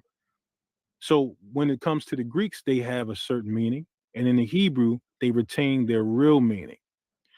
Definition of euphony: the effect produced by words so combined as to please the ear. The Merriam-Webster Dictionary, 1974. The Septuagint with Apocrypha English version, Brother Najee. Genesis chapter 4, verse 26. And Seth had a son, and he called his name Enos. He hoped to call on the name of the Lord God. So according to the Septuagint, according to Josephus and Philo, or Philo particularly, men had hoped to call on the name of the Lord his God. So we find no contradiction that the Most High revealed his name in Exodus 3:14 and disseminated in Exodus 6 and 3 as the first time. And then we come back here and we see that people are saying that the Most High revealed his name in Genesis. It's clear, according to the translation, that the proper interpretation, according to the Greeks, which is what our English Bibles are translated from, is that men had hoped to call on the name of the Lord our God, not that they called upon his name. So let's look at Genesis 4:26 again, given the proper context on the posterity of Cain and his exile. Brother Banya? Will subsequently have such a remedy applied to it as the case admits of. For God will raise up another offspring in the place of Abel, whom Cain slew, a male offspring for the soul which has not turned by its own intentions, by name Seth, which name being interpreted means irrigation. Looking at history, it becomes clear that our predecessors didn't perceive Genesis 4 and 26 as a direct reference to the name of the Most High. Rather, they maintained unwavering faith in the Most High and sought to invoke him. Given this insight, let's now shift our focus to the importance of the land of Moriah and the idea of Jehovah Jireh. So we see that, according to the ancient scriptures and the historians, that because of processes like nomenclature and euphony, put those words in your mental Rolodex and look them up, is that it's helped to change Hebrew words to have different meanings. And even though most English translations was translated from the Greek, we see that the ancient Greek, the Septuagint in particular, which most of our modern translations come from, not so much the Texas Reciprocus or the Latin Vulgate or any of those things, but that Genesis 4 and 26 was not a revealing of the Most High's name, but that men had hoped to call on him. Biblical analysis. Genesis chapter 22, verse 2. And he said, take now thy son, thine only son Isaac, whom thou lovest, and get thee into the land of Moriah, and offer him there for a burnt offering upon one of the mountains which I will tell thee of. In definition, this is from the Hebrew 7200 and the Hebrew 3050. Scene of Jah, Moriah, a hill in Palestine. Now we see, as we commonly read, that Mount Moriah would mean scene of Jah or Yah. Some would say Yahu, was given to us in Genesis 22 and 2, that some form of the name of the Most High commonly recognized was represented in the naming of Mount Moriah. We'll continue to see if we can establish the truth on this verse. Now, biblical analysis of Genesis and the definition of Jehovah Jireh. Brother Banya? Genesis 22 and 14. And Abraham called the name of that place Jehovah Jireh, as it is said to this day, in the mouth of the Lord it shall be seen. Definition from the Hebrew 3068 and the Hebrew 7200. Jehovah will see to it. Jehovah Jireh, a symbolic name for Mount Moriah. Jehovah Jireh, Jehovah Jireh. So we see that in Genesis 22 and 14 as well, that the Tetragrammaton is represented by the name Jehovah Jireh, or whatever form of the Tetragrammaton one may use, as being the name of the place that Abraham had took Isaac. Brother Najee, we'll go into the book of the Dead Sea Scrolls Bible, and we'll reference to the Dead Sea Scrolls Bible, page 10, commentary on Genesis chapter 22. 4Q Genesis Exodus A, short to fuel the debate afresh, replaces the term Yahweh in Genesis 22:14 with the more common Hebrew term for God. Remember, the Hebraic term for God, not necessarily the word God. Thus, the familiar Jehovah Jireh becomes Elohim Jireh. Brother Najee? And Abraham lifted up his eyes and looked, and behold, behind him a ram caught in the thicket by his horns. And Abraham went and took the ram, and offered him up for a burnt offering instead of his son. And Abram called the name of that place God will provide, as it is said to this day, on the mountain of the Lord it shall be provided. Now, according to the Dead Sea Scrolls, it was called the mountain of God. The place is called God will provide, or Elohim, Allah, or Allah will provide. The Dead Sea Scrolls, page 10, commentary between Genesis chapter 22 and 23. Brother Banya? According to the Bible itself, the name YHWH, Yahweh or Yahuwah, Yahweh or Jehovah, translated Lord in most modern editions of the Bible, was later revealed to Moses in the book of Exodus 3 and 13 and through 15. Students of the Pentateuch have long debated the use of Yahweh or Yahuwah in the book of Genesis. A common solution suggests that the early authors or editors indiscriminately used the term in his copy of the text in Genesis through Exodus. A sure to fuel the debate afresh, replace the term Yahweh in Genesis 22 and 14 with the more common Hebrew term for God. Thus, the familiar Jehovah Jireh becomes Elohim Jireh. So we see debates of the Pentateuch dealt with this issue of why is the Tetragrammaton or any name for the Most High written into the book of Genesis? And that what is disseminated in the Dead Sea Scrolls Bible is that it is not Jehovah Jireh, but Elohim Jireh. If at all, it would make sense that how could a name be given on a mountain when the Most High had not given a name yet? Book of Philo on flight and finding, atrocities of fugitives, on fugitives. Brother Najee. I very greatly wonder at those persons also. I mean at him who is found of asking questions about what is in the middle between two extremes, and who says, behold, the fire and the wood, but where's the lamb for the burnt offering? This is in Genesis chapter 22, verse 7. And also at him who answers, my son, God will provide himself a lamb for a burnt offering, and who afterwards find what is given as a ransom. For behold, a single ram was caught by his horns in a shrub of Sebek. To him who puts these questions, answer is very properly made. God will provide for himself. Philo, God will provide for himself.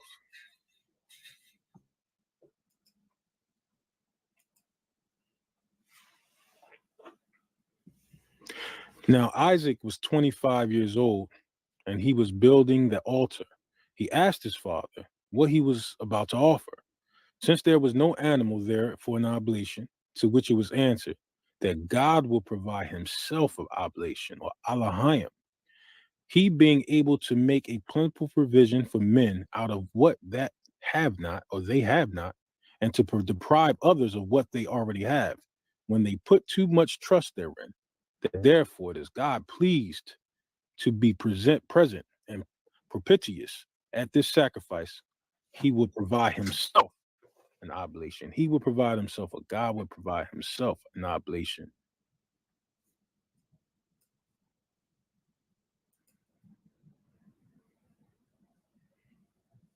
King James Bible, Brother Banya. As written in Genesis 22 and 8, and Abraham said, my son, God will provide himself a lamb for a burnt offering. So they went both of them together. Now, the genuine transliteration of Genesis 22:14 is God, or Elohim, or Elohim will provide, in which a name or the Tetragrammaton would be void from the book of Genesis, or particularly in this verse 22 and 8.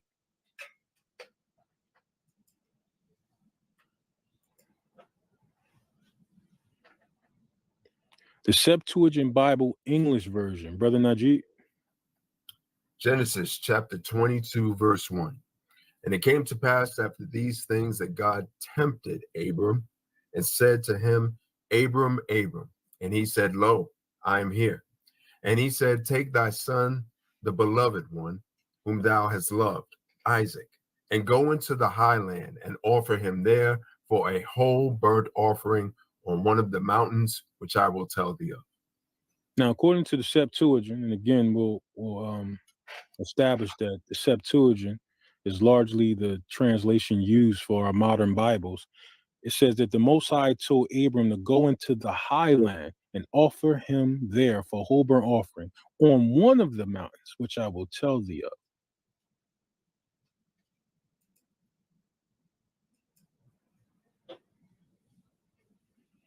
Elohim Jireh. Now, a striking contrast emerges when comparing the King James Version and the Septuagint translations of Genesis 22:1 and 2. It becomes evident that the mount's name was bestowed after Genesis 22:14. not before. Thus, Mount Moriah is in truth Mount Yara, signifying, or Jireh, signifying God will provide, or God sees. This alignment is substantiated by the Dead Sea Scrolls Bible, the Septuagint, and notable historical accounts such as Josephus and Philo. These sources collectively affirm that the Tetragrammaton was not originally part of the name of Moriah, nor Jehovah Jireh.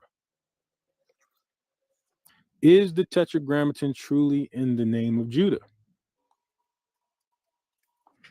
Brother Banya, you don't mind? From the King James Version Bible. One of the primary arguments supporting the use of the Tetragrammaton involved the connection with the name of Judah, which is often interpreted as meaning YHWH is praised. Genesis 29:35, and she conceived again and bare a son. And she said, now will I praise the Lord. Therefore she called his name Judah and left bearing. Now, I know that when I came into the truth, a lot of people use the name of Judah saying Yahweh or some form of it to say that the Most High's sacred name was written inside the name of Judah. But I want you guys to get your screen capture on and just take a look at some of these artifacts, and we're going to look at some things historically. Is the Tetragrammaton in the name of Judah? Brother Najib. Otto Prosk sought to discover the divine name in the first element in the name of the tribe of Judah, Yehuda. T.J. Meek, following the etymology in Genesis chapter 29, verse 35, has also claimed that the divine name appears with a form of the verb yada. But Genesis chapter 29, verse 35 provides the folk etymology. W.F. Albright comes to the conclusion that Yehuda is a passive verbal form, the haf al yada, causative equal to praise, and was originally followed by El, God. Let El be praised. The name is very ancient and is probably a pre-Mosaic tribal name. If this is the case, the Tetragrammaton is not part of the name of the tribe of Judah. Now, don't be dissuaded by the phrase to El or how words for God is disseminated. In the Hebraic form, whatever way that the ancient Hebrew Israelites, the ancient Israelites said God, Judah's name would be represented as God or Elohim or Elohim, or however way we want to slice it, as praised. Not that the name of the Tetragrammaton would have been a form of Judah's name, according to this citation here.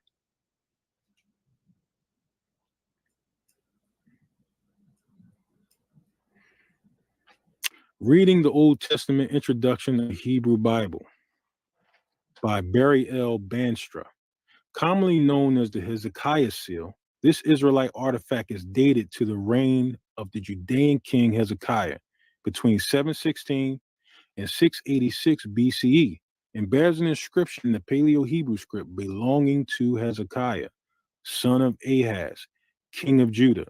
The curious thing about this artifact is the spelling of the tribe of Judah is void of Tetragrammaton. We'll take a closer look at this artifact. So when we look at this artifact, we notice that the name of Judah is represented by YHDH, or Yada, not Yahawada or Yahuda, but Yada.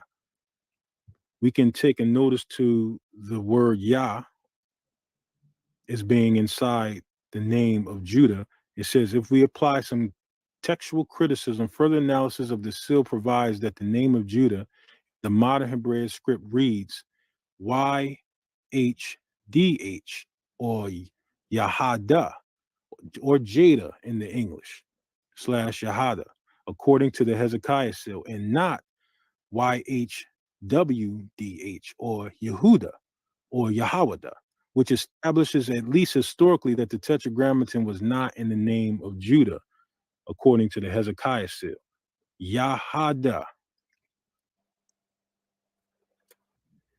Now let's just take a look at the Strong's Concordance for the word for praise and what is disseminated to us inside the Browns Driver Briggs as far as the name of Yehuda or Judah as we commonly know it. The Strong's and BDB Concordance for the H3068 is listed as coming from the Hebrew 3634, meaning to praise or to give thanks. This impromptu connection implies the name Judah means Yahweh or YHWH is praised. But as previously established, this notion is an impossibility in light of the fact the Almighty had not revealed a name prior to Judah's birth. And the Hezekiah seal omits the Tetragrammaton from the name of Judah. So as we look here, we see the Hebrew 3034, Yada just means praise. And it was said that I will praise the Lord, or I will praise. But this would be the representation of Judah's name. Continue, brother.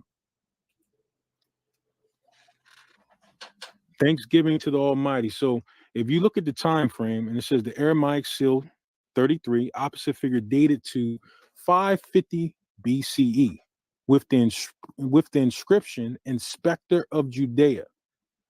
Now 550 BCE was roughly 36 years after the Babylonian, or when we were taken into the Babylonian captivity. The Israelites were taken into the Babylonian captivity, precisely the southern kingdom, Judah, Benjamin, and Levi. And these artifacts come from that time. It says the conclusion in reading between Yahu and Yahud or Yahad began when coins that actually were marked Yahud or YHD or YHDH were found. Now we look at these artifacts inside the book, the name of God, YHWH, which is pronounced as is written, IOUA. And you see the artifact here where you see YHD or Yahad. We have here, it says the interesting thing about these Aramaic inscriptions is that the name of Judah appears more like YDH than YHD or YDH, being the original Hebrew 3034 for praise or he is praised. So if you look at these two circles right here, we see going from right to left, Yada. Yada. You look at the other one where you see the little dots, it says Y or Yad Da Ha. Yada. In a lot of ways, it looks like how it actually is said inside the Hebrew 3034. Now, according to this Babylonian inscription of our coins or our money, that the name of Judah that was taken captive into Babylon was Yada or Yahad. Yada would be the exact representation in Hebrew 3034, and we don't see the Tetragrammaton in the name of Judah, as we've shown through the Hezekiah seal. The word Yah also being in Exodus 3:14 as well as a shortened form, but we'll deal with that in a minute. But we see that the name of Judah was Yada, which specifically means praise, or you could say Yahad. Thanksgiving to the Almighty. After citing several witnesses, the name of Judah would be void of the Tetragrammaton, also set forth in Exodus 6:3, but would represent to praise, with the historian Flavius Josephus stating, Brother Banya.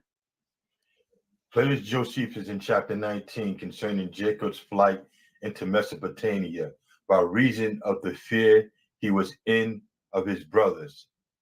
After him was born Judah, which denotes thanksgiving.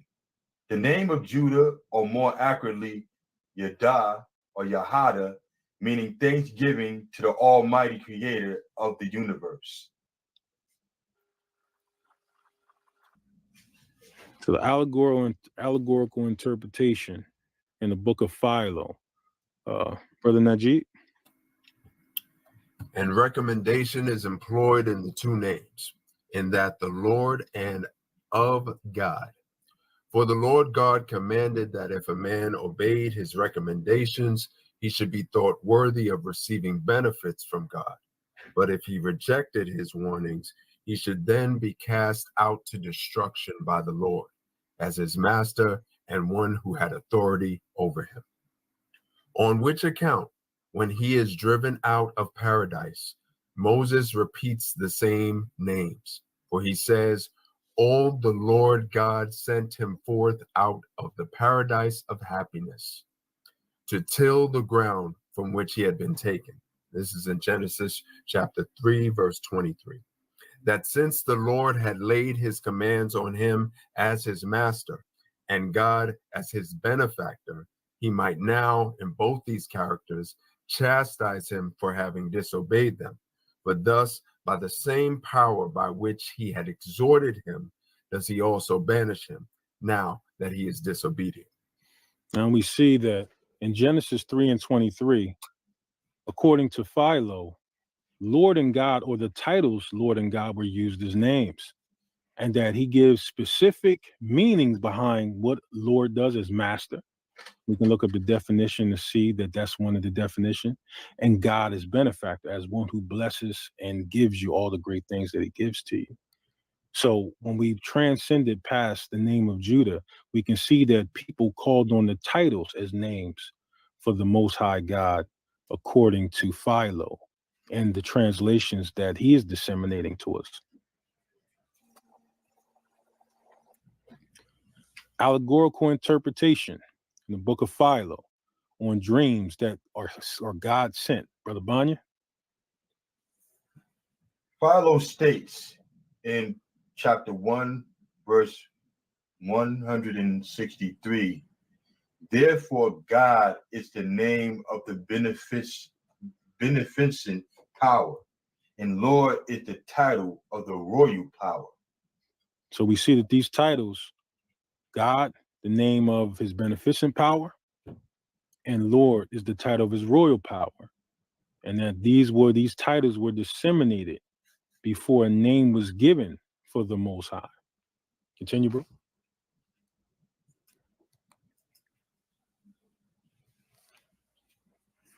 Works of Philo, page 452 on the Flight of Finding. Brother Najee. The Lord was seen by Abraham, Genesis chapter 17, verse 1, means not as if the cause of all things had shone forth and become visible. For what human mind is able to contain the greatness of his appearance? But as if someone of the powers which surrounded him, that is to say, his kingly power, had presented itself to the sight. For the appellation of the Lord belongs to authority, sovereignty. Now, when we look at these titles, again, we specifically talk about the Hebraic titles. Whether we say them correctly now or not is up for debate. But those titles are the titles that were used inside Genesis prior to a name being revealed. Concerning Noah's work as a planter. Brother Banya? Moses would tell us himself, for the Lord God everlasting says he called it by its name. And this is referenced in Genesis 21 and 33. And it goes on to say, therefore the appellations already mentioned reveal the power existing in the living God. For one title is that the Lord of Lords, according to which he governs, and the other is God, according to which he is beneficent. And we established that these titles, which would be spiritually, we can discern that these titles were exclusively used prior to a name being revealed. And there's a reason for that, that men had a means or a method of calling on the Most High. These titles were enforced. On the change of names, Brother Najee. But he is the God of those who are improved. As we read now, I am thy God, be thou increased and multiplied. And this is seen in Genesis chapter 17, verse 1 also. Chapter 35, verse 2. And in the case of those who are perfect, he is both together, both Lord and God. As we read in the Ten Commandments, I am the Lord thy God. This is seen in Exodus chapter 20, verse 2. And in another passage, it is written, the Lord God of our fathers. Deuteronomy chapter 4, verse 1. For he thinks it right for the wicked man to be governed by a master as by a lord, that being in a state of alarm and groaning, he may have the fear of a master suspended over him. But him who is advancing in improvement, he thinks deserving to receive benefits as from God, in order that by means of these benefits he may arrive at perfection. And him who is complete and perfect, he thinks should be both governed as by the Lord and benefited as by God. Particularly, we can look at the commandments. That inside the commandments, what was disseminated was the titles of the Most High, and not his name was disseminated inside the commandments, according to Philo. For it reads, it says, for in the 10 commandments, I am the Lord thy God. Lord being the one that will punish you, God being your benefactor. That's important to understand, that we use those titles in the commandments, and these titles leading up to the revelation of a name that was given to Masha and the children of Israel. On dreams that they are God sent. Brother Banya? I am the God. But when the word is used incorrectly, it is put without the article, the expression being, he who was seen by thee in the place not of the God, but simply of God. And what he here calls God is his most ancient word, not having any superstitious regard to the position of the names, but only proposing one end to himself. Now, whatever the Hebraic term is, and we won't feel that debate on which way to articulate the word God Hebraically from 2,000 to 4,000 years ago. But we know that the word for God was his most ancient word, a universal word to denote the creator of all things. We say Elohim, meaning supreme God. Some say Allah El or Allah Allahwa, just meaning God, the one who did everything, is the most ancient word and the most used generic or title that the Most High gave. And this was what was being disseminated that men would call on. So defining the titles Lord and God. Now, the Hebraic titles for Lord and God in its most simplistic meaning are as follows. Looking at your Brown's, Driver Briggs, and Strong's Concordance definition, we have Lord. One is which is Adon, just means Lord. From the unused root meaning to rule, sovereign, that is controller, human, divine, Lord, master, owner. Compare names beginning with Adon or Adonai, which is the Hebrew 136. Then we have Adonai, which is usually pronounced by modern society. We would say Adanya, which means my Lord, which is the Hebrew 113 or from the 113. The Lord is a proper name of God only, my Lord, or one using my Lord instead of using a name. Now for God, we would have El or All, being AL, which would be strength, adjective mighty, especially the Almighty, but used as of any deity, all being, or El meaning singular God, one God. God or God, goodly, great, idol, might, power, strong. And then we have a mix between Allah and Allah. Allah just means singular God. Elohim, the supreme God. The illusionist deception. Strong's definitions highlight Hebraic titles such as Lord and God, notably Adonai and Elohim. These titles are vital for understanding references to the Most High from Genesis to Exodus 3:14. Historical sources, including Philo-Judea, support the use of these titles over the Tetragrammaton. They are prominent in passages like Genesis 3:23, 17:1, 21:33, and 35:2, and Deuteronomy 4:1, and even in the 10 Commandments or the Commandments at Exodus 22.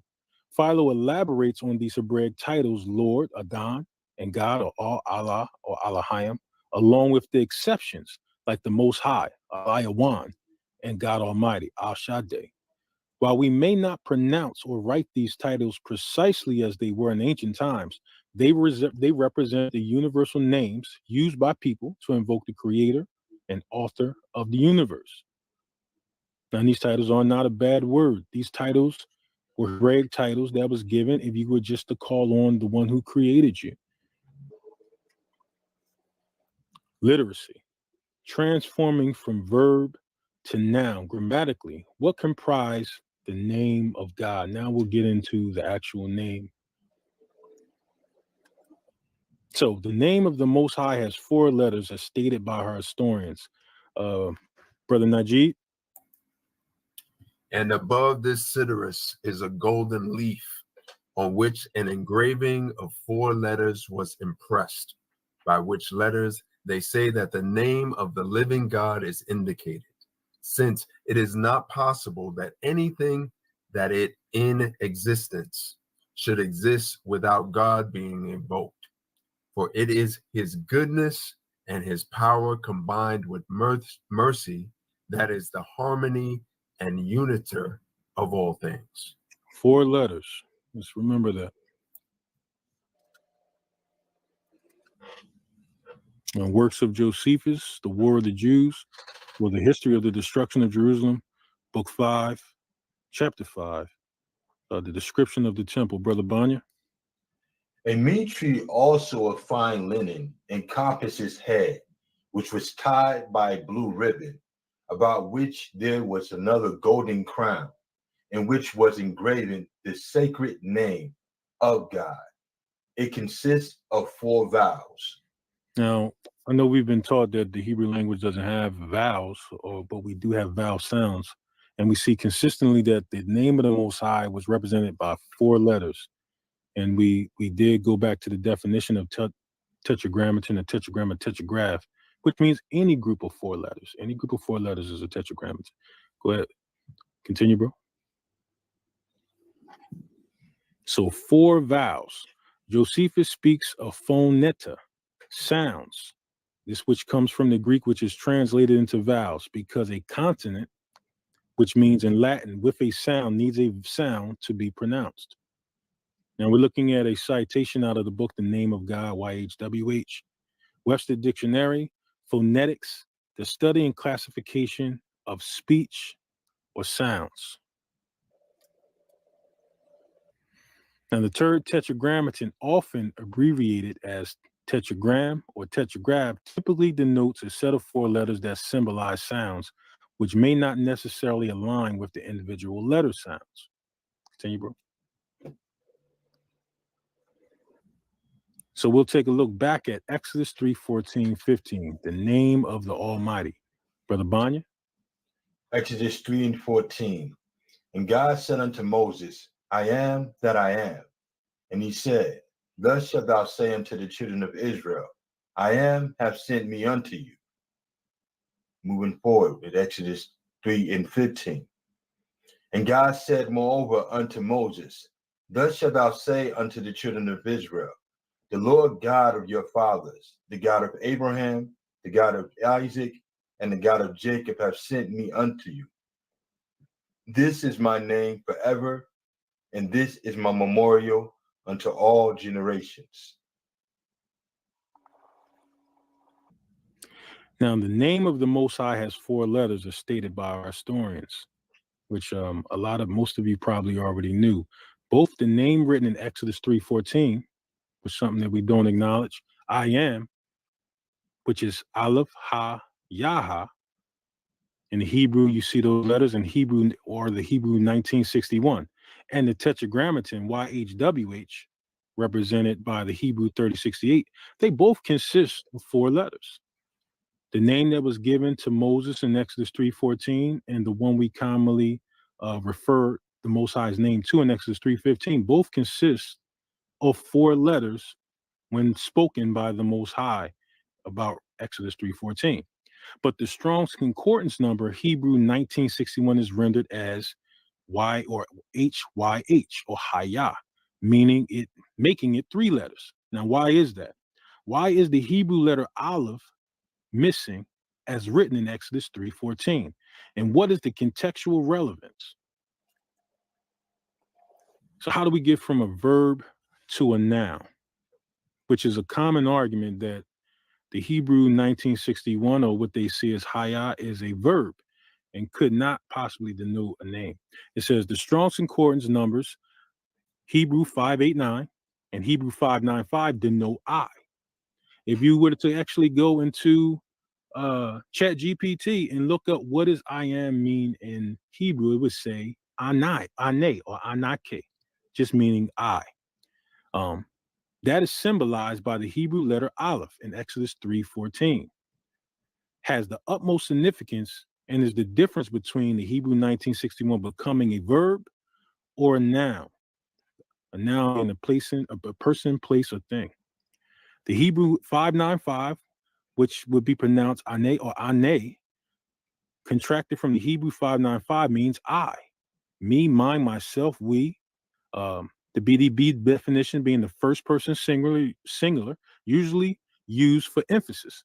And we also have the Hebrew 595, which is anake, which means I, me, which is the first person singular. So this letter I is represented by the Aleph when we look at Exodus 3:14, taking the verb HYH and placing an olive in front of it, meaning I am, or at least that's how it's translated. We continue. The name of the Most High has 4 letters. Now, prefix to the noun, or prefix to noun. The Strong's H59 or the 595 represented the letter I is the prefix to the Hebrew 1961, making Haya a Haya, which is Aleph Ha Yadha, I am, as is commonly transliterated to us.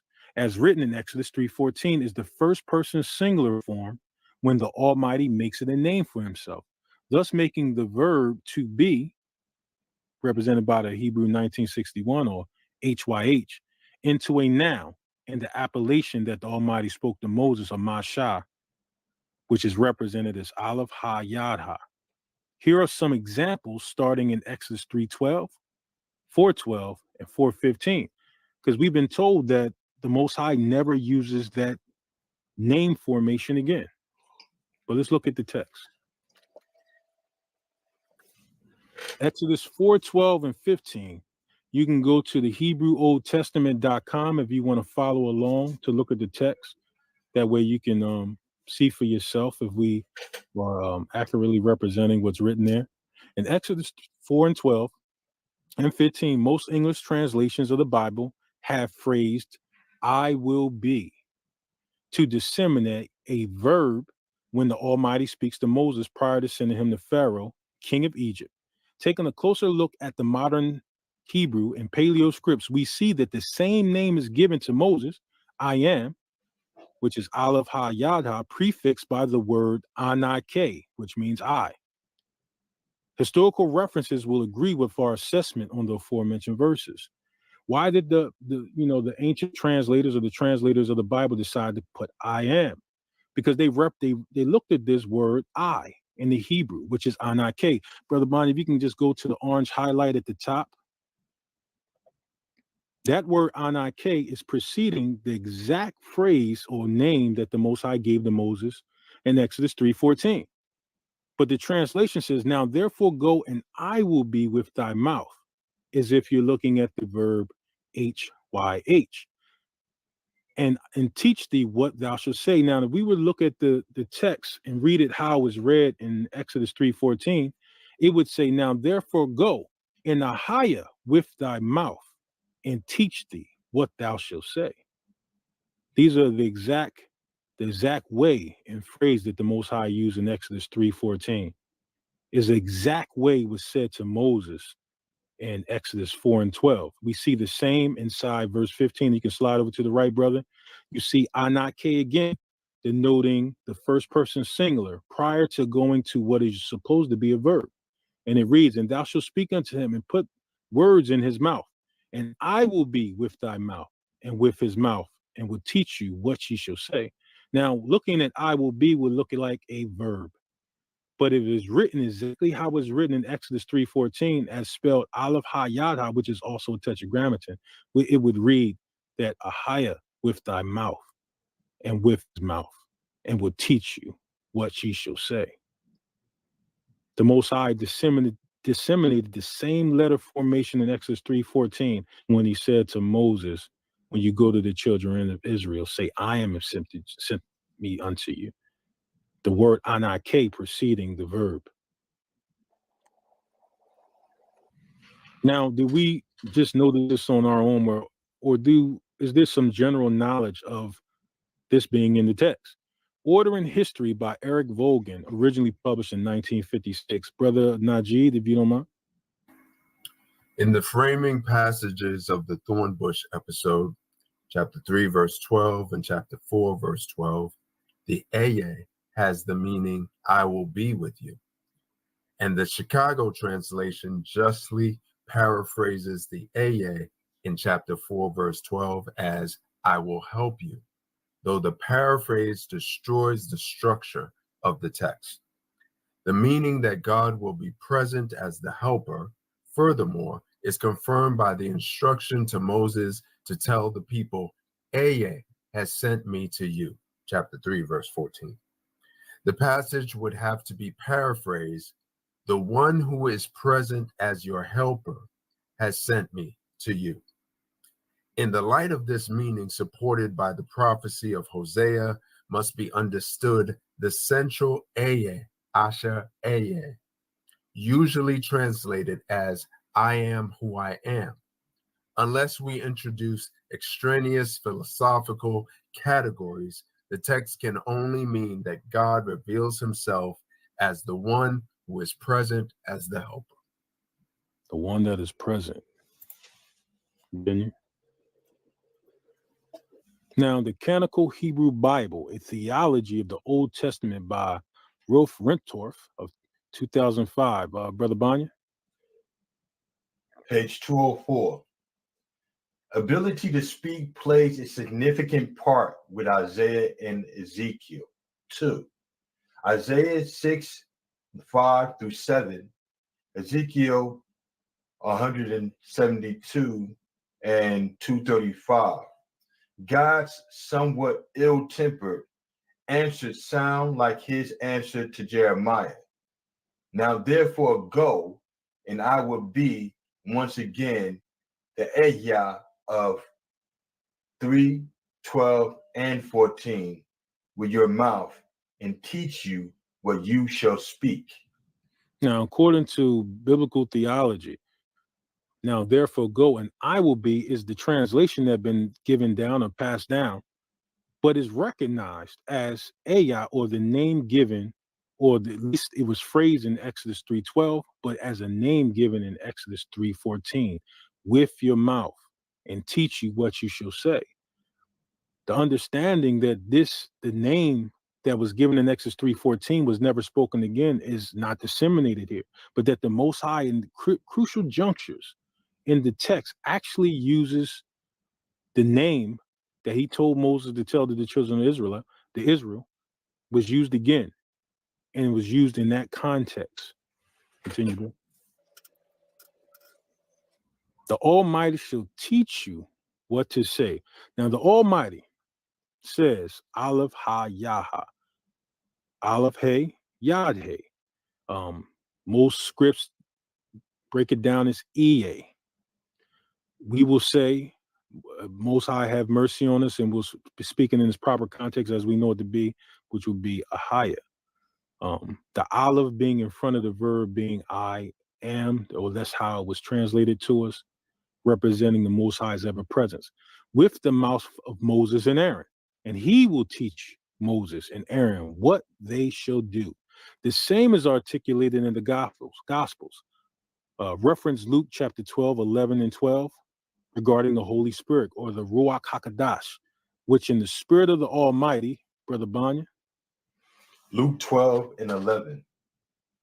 And when they bring you into the synagogue and unto the magistrates and powers, take ye no thought how to what thing ye shall answer, or what ye shall say.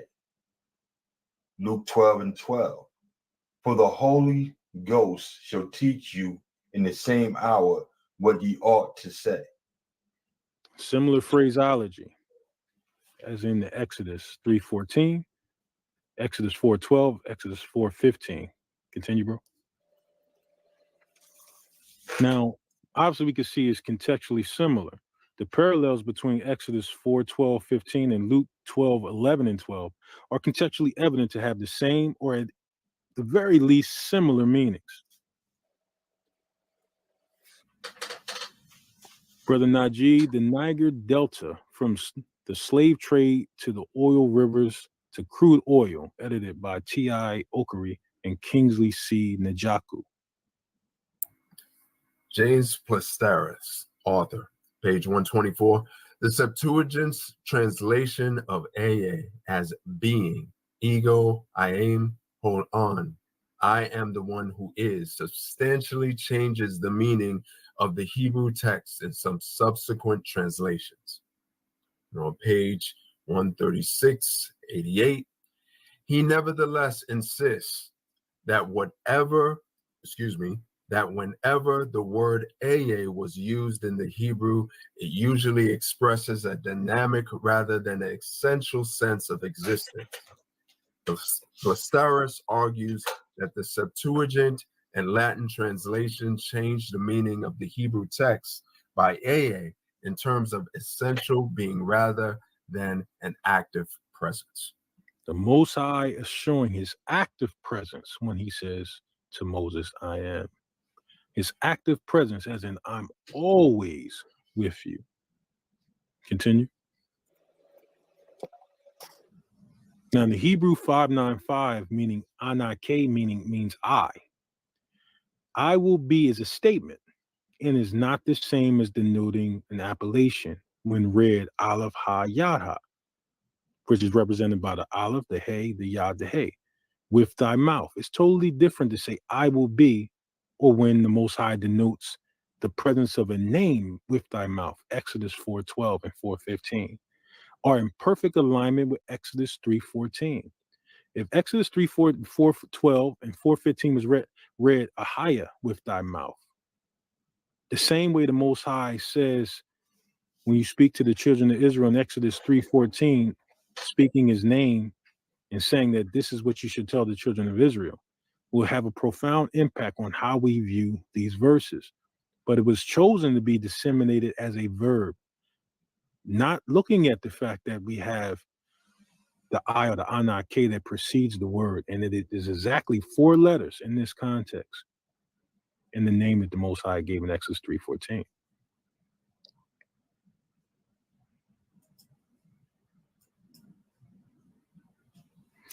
Ever present. The phrase I will be, as we have articulated, Aleph Hey Yad Hey, in Exodus 3:12 elucidates the significance of the name chosen by the Almighty, signifying he is constant presence. He pervades the heavens and the earth, differentiating himself as the ever-present God, or Elohim, or Elohim, not distant or elsewhere, but consistently at hand. He reassures, I am with you, always, everywhere at once, guaranteeing success. Now, that the worst is wont to attack the better, looking at the book of Philo, Brother Banya. For virtue, the virtues of God are founded in truth, existing according to his essence, since God alone exists in essence, on account of which fact he speaks of necessity about himself, saying, I am that I am. This is referenced in Exodus 3:14, as if those who were with him did not exist according to essence, but only appeared to exist in opinion. So Philo disseminates that by the Most High saying I am that I am, that is always present. Like this is his essence, that I am everywhere at once, filling the heavens and the earth. Now he says this is his opinion, but I'm pretty sure that we can come to the conclusion that this is not an opinion, but a fact that the Most High fills the heavens and the earth and is never not present. I am everywhere. So let's look at, we have an analysis on Psalms 50 and 21. And as we can see, the translators erroneously rendered the Hebrew 1961, which appears back to back as that I was altogether. But in fact, the name of the Almighty is spoken in admonishment. In Psalms 50 and 21, it is important to highlight not only the textual context, but also the translation of Aleph Ha-Yad-Ha and Ha-Yah-Wah-Kath as that, or you see the lettering formation that I was 90, and it uses both the Hebrew 1961 together back to back to say that I was all together. We take notice that the Hebrew 1961 is not exclusively represented by the Hebrew letters H-Y-H or Hayah. Hayah or HYH, but also can be represented by different lettering formations. In this situation, we have Hayah Wakath. It is of great importance to note Psalms 50:21 implicates the Almighty spoke of himself by the name given to Moses, which we already articulated, that is commonly given to us as Ayah, which is Aleph Ha-Yad-Ha, at the burning bush, citing the commentary of the book of Psalms, volume 2. And we'll look at this verse real quick.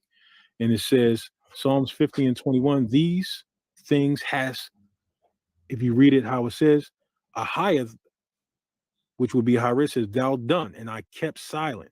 Thou thought of that I was altogether such as one as thyself, but I will reprove thee and set them in order before thine eyes. So the name that was given to Moses said, I will reprove thee, that Ahiah will reprove thee. Because when he said, such as one as thyself, y'all thought he was one as thyself. I was not such as thyself, but I will reprove thee and set them in order before thine eyes. So the name was given to Moses was specifically put there to set a difference between the Most High and the things that the nations were doing that they thought that he was well to do with. Again, another instance where it's disseminated the same way was given to Moses, the same way. Now, we the only ones that notice this in the text. Commentary of the Book of Psalms, Volume 2, author James Anderson. Brother Banya? Verse 21. These things have thou done, and I kept silence. Thou thoughtest that I would be like thyself. I will reprove thee and set them in order before thine eyes. Horsley translates these two clauses as follows. These things thou hast done, and I was still. Thou hast thought that I am is such as one as thyself. And goes on to say, he thinks that the words me, Hayoth, Ehya, which Calvin renders I would be, have been misunderstood by all interpreters and maintain that they should be rendered I am, is. All interpreters say he seems to have forgotten that Ehya is the name which God takes to himself in the 3rd chapter of Exodus. And he observes that it is with particular prosperity that God in extolation with his people for their breach of covenant, calls himself by the name by which he was pleased to describe himself to that same people when he first called them by his servant Moses. The LXX rendered Hayoth as a noun substantive and Ehya as the first person future of this substantive verb. Thou thoughtest wickedly, and I should be like thee. So we looking in the commentary of the Book of Psalms that the I am, according to the rendering, was not given into account that the Most High had, this is the same name that he had given for himself. And that according to the commentary in this particular book, it's in a disagreement with that it was translated to just I will be. That I will be, or you thought that I was altogether thyself, where the Most High is denoting his ever presence, the name that he gave to Moses, saying, you thought that my name was altogether as thyself, which he goes on to say, thou thought of wickedly that I should be like thee. Hosea 1:9. Now, as previously mentioned, the Most High conveyed his presence to Moses, guiding him in his speech. Now we will delve into the implications of the Most High's absence, especially when he withdraws his name, a theme addressed in the book of Hosea, where we also see inside the verse here says, then said God, call his name Lo-Ami, for ye are not my people, and I will not be your God. But is that exactly what he said? If we will go into the text, we see Anake. If you can go to the highlight, brother, the top highlight, you see Anake in connection to the word or the name given to Moses in Exodus 3:14. And instead saying, I will not be your God, it says, Haya, not your God, or Aya, not your God. Now, the impact of the Most High withdrawing his name is of particular significance, because I will not be leaves a who there. Who will not be? But if the Most High denotes the name he gave to Moses, he's telling you exactly who will not be your God, which is exactly what was disseminated to the northern kingdom of the Israelites. According to the text, if you were going to HebrewOldTestament.com, just to look at the wording, the word, the four-letter word that the Most High gave to Masha in Exodus 3:14 is exactly what's disseminated here. Continue, bro. Are we the only ones who notice this as well? I'll say not. If you go into the Anchor Bible, volume 25, part 2, 1987 translation, Brother Najee. I will be for her, literally, and I will be for her. Wa'ani eye la. The use of the verb to be, HYH, with God as speaker, followed by a preposition with a pronominal suffix, is suggestive of the use of the divine name Eye. In Exodus chapter 3, verse 14, the sequence HYH,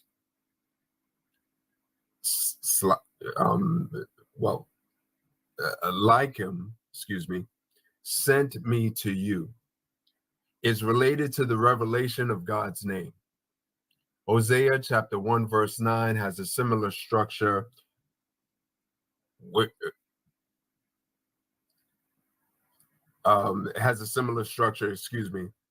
And this is seen in the Anderson and Freeman 1980 through 143 and 198 through 99. Translate the Hosea passage, and I am not AA to you. Now, according to in this book particularly, if you see the highlighted yellow words there is to represent Anake and Anake or N-I. You see the letters PHYH was to represent what they're saying is AA or as a higher. We're being very tactful with how we approach the name that the Most High gave to Moses. That lettering formation is to let you know that the Anake preceded the verb, placing the I in front of the verb, or Aleph Ha Yad Ha. When it's used that way, it's no longer a verb. It's no longer just a happenstance phrase, but that the Most High is calling unique attention to his presence. You continue, bro.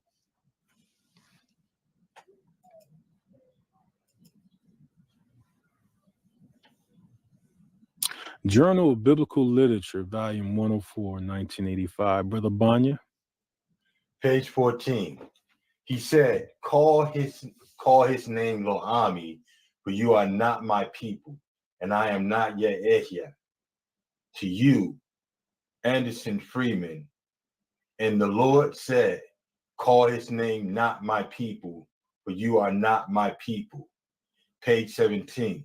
Wolf goes on to say that the use of Ehia makes the meaning of the Tetragrammaton more easily heard than Yahweh. 18 Ishbil expands on that idea by asserting that at that one moment, if never again, Hosea employed in a chilling way to assert that God had abandoned Israel. 19. Thus, it is felt that the significant theological statement is being made. Now, what's interesting that Wolf goes on to say the use of AA, or the proper name that we've given, makes the meaning of the tetragrammaton more easily heard than using the word Yahweh. That the name that was given in Exodus 3:14, saying I am, or my presence, or the name that he presented, is no longer with you. Not I will be, like I'm withdrawing myself, but my name, who I am, is no longer with you. And he goes on to use poetic words, saying that this has a chilling way to assert that God had abandoned Israel. This is what was articulated to the northern kingdom, that the Father, Ahaya, is not with you. Down that is raised to divorce, as we have, we've seen in the book of Jeremiah regarding the northern kingdom, when the Most High had put away the northern kingdom for a time. Continue.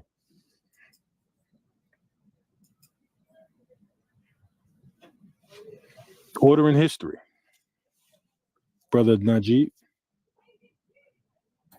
There is extant an interesting text in the prophecies of Hosea, which prove beyond a doubt that this was indeed the sense in which the Israelites themselves understood the formulas of the thorn bush episode.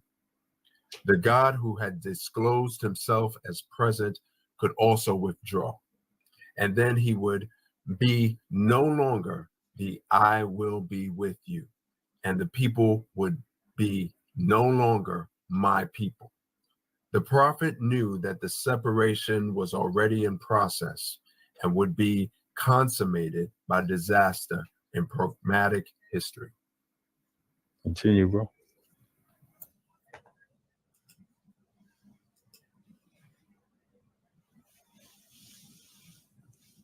Brother Banya. Order in history. So the revelation of Hosea embraced the actual dissolution of the people, accompanied by the external destruction of the northern kingdom. In order now to bring the divine foreknowledge to the knowledge of the people, Hosea chose the method of giving his son a symbolic name in 1 and 9. And he, Yahweh, said, call his name Lo-Ami, not my people, for you are not my people, Lo-Ami. And I, not I am, Lo-Ehyah, to you. The text is important in that it proves not only the role of the symbolism in the constitution of the Israelites, theopolity, but also the existence of the formulas in the middle of the 8th century. Now, looking according to the 8th century, at this time, you can see that the Most High used the same phrase again inside Exodus 3:14, that this is not just something that the salt of the earth noticed in the text, but that those who call themselves biblical scholars, theologians, critics of the text, notice also that the Most High used the same lettering or name phraseology as we commonly call it, or they call it Iya, is his name again when he withdrew himself from Hosea. This is not something that we noticed on our own, but that is actually in the text, and that there have been books written about, or at least some information disseminated about this event.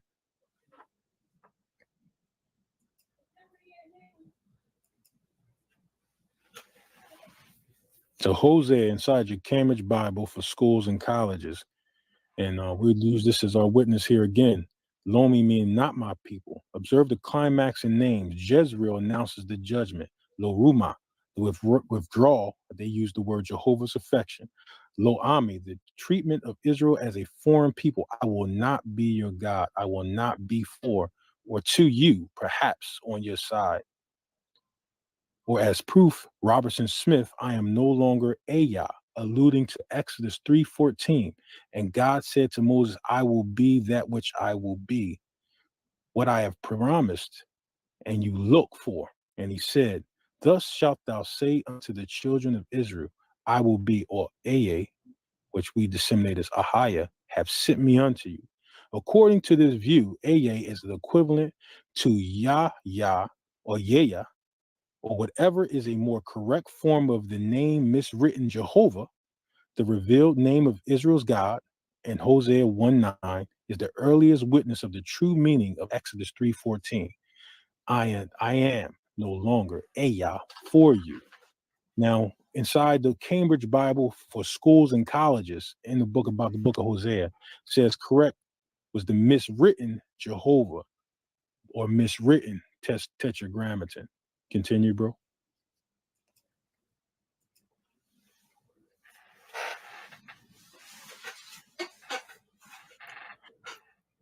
Aleph Ha Yad Ha, the Father witnesses. Even looking at the context of this particular verse, you will see a different understanding, even more important to what the Most High is actually trying to say to us.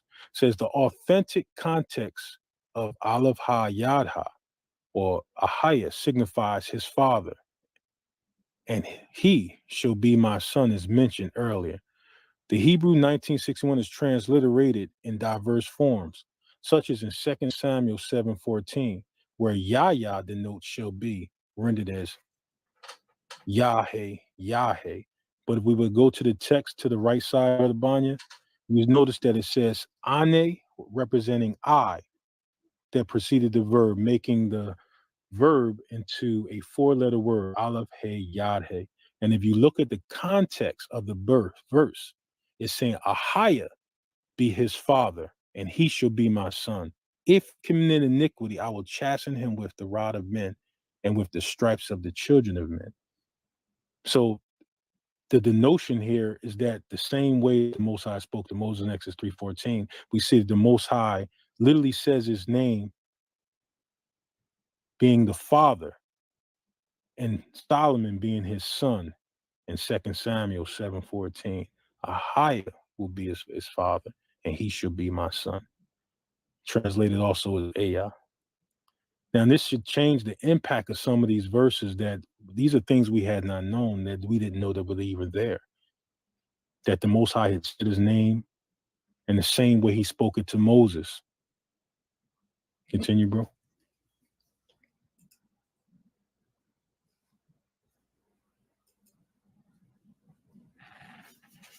So to confirm that we are not merely revising translation, but rather illuminating the name the Almighty conveyed to Moses in Exodus 3:14, is it essential to note that the Almighty referred to himself in a similar fashion in other passages in the Bible. These instances were translated to convey a common verb, yet in truth, his divine abolition is inscribed. This is not our translation or mistranslating or trying to retranslate the text, but that to show historical proofs and citations that these things were noticed in the text, and it was just given to us as just a verb being spoken, not without the textual context of it, of saying that the ane or the anake preceded the verb, and that it was the same lettering formation, the same emphasis that the Most High gave to Masha in Exodus 3:14.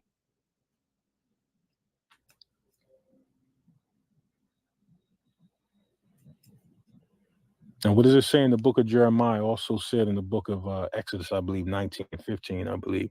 Obey my voice. Brother Najee. Jeremiah chapter 7, verse 22. For I spake not unto your fathers, nor commanded them in the day that I brought them out of the land of Egypt, concerning burnt offerings or sacrifices. Jeremiah chapter 7, verse 23. But this thing commanded I them, saying, Obey my voice, and I will be your God, and ye shall be my people. And walk ye in all the ways that I have commanded you, that it may be well unto you. Now, the Most High said, obey his voice. And if we just did that small thing, we just obeyed his voice without having to have any hyperbole come along or anybody say, well, this means, or change the text or change anything that he says, we would be on the path of straightness. We would be on a straight path just by obeying his voice. But we let people come along and introduce things to us that the text is actually trying to help us, what to roll out, what to acknowledge as what the Most High said when he says a particular thing, when he says I am, when he says to do a thing. This is what he means. He shouldn't be able to be explained away. Obey my voice. Remember that.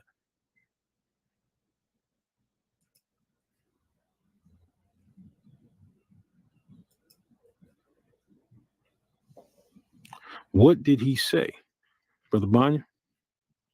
The Most High said, obey my voice, and the law by the prophets Jeremiah.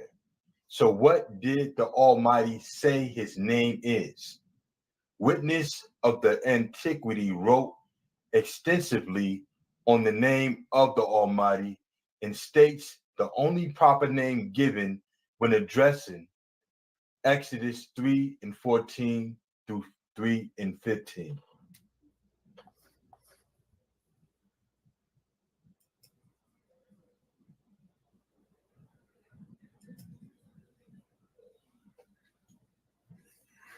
Brother Najee? On Abraham, Young's titles the treatise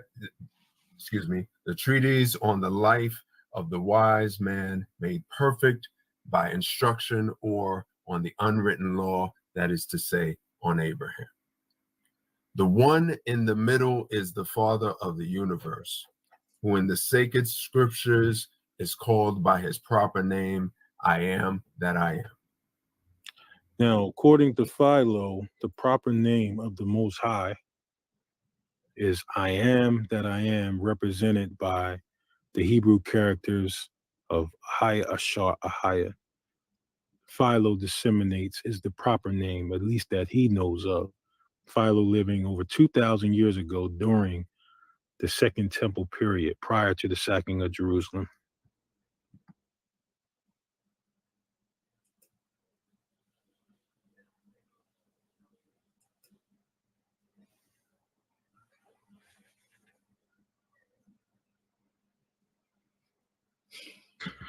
Brother Najee?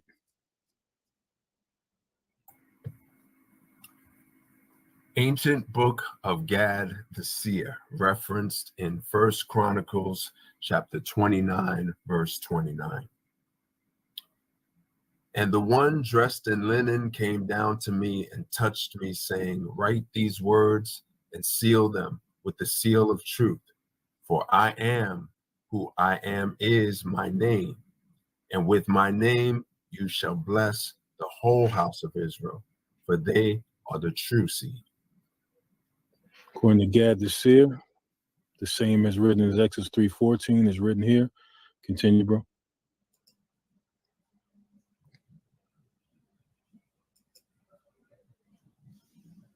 Brother Banya? Historically speaking, the 11th edition in the Encyclopedia Britannica on page 312. Theodoret, born in Antioch, writes that the Samaritans pronounced the name Ib, in another passage, Abu. The Jews, Aya. The latter is probably not JHVH, but Ehya, Exodus 3:14, which the Jews counted among the names of God. There is no reason whatsoever to imagine that the Samaritans pronounced the name JHVH differently from the Jews. Now, according to the Encyclopedia Britannica, Theoret of, you could say, after the death, or AD 457, who was living in Antioch, he says that the Samaritans pronounce what would be commonly called the Tetragrammaton, or Ibe, or in another passage, Ibue. The Jews say Aye. The latter is probably not JHVH, but Aya. So the Jews used the name that was written in Exodus 3:14. but the Samaritans used a form of the Tetragrammaton.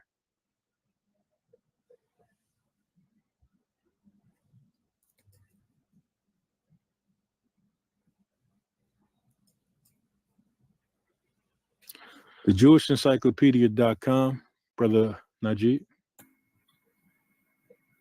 The oldest exegetes, such as Onkelos and the Targumim of Jerusalem and Pseudo-Jonathan, regard Eye and Eye Asher Eye as the name of the divinity, and accept the etymology of Haya to be. Which you can read in your Jewish Encyclopedia. Continue, bro.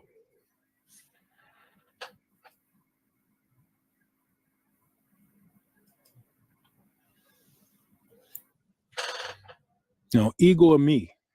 Some would say ego of me hoan, which was written inside the Septuagint to disseminate I am that I am. I'd like to point out one small difference is that inside the Greek, you see ego of me hoan, meaning I am that I am. And the Greeks make a difference between the I am of hoan and the I am of ego of me. But in the Hebrew, we just have ahaya. There is no difference in the phraseology in the words, but the Greeks make make a different change. Brother Banya. Twice when Christ proclaims I am, paralleling Moses, and the priests react by preparing to stone him. Yet they later prostrate themselves in reverence upon hearing the name, I am.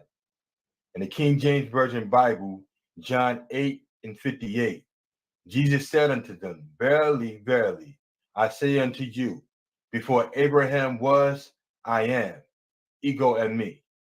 John 8:59, then took they up stones to cast at him. But Jesus hid himself and went out of the temple, going through the midst of them, and so passed by. Now, obviously, these words wasn't disseminated in the Greek at all, but the Mashiach, whom they call Jesus, whom we call Yeshaya or Yeshai, spoke Hebraically. And when he said, I am, they picked up stones to stone him, because this would be a heresy to just speak the name of the Most High, just to speak it outright, which we will get to. Continue.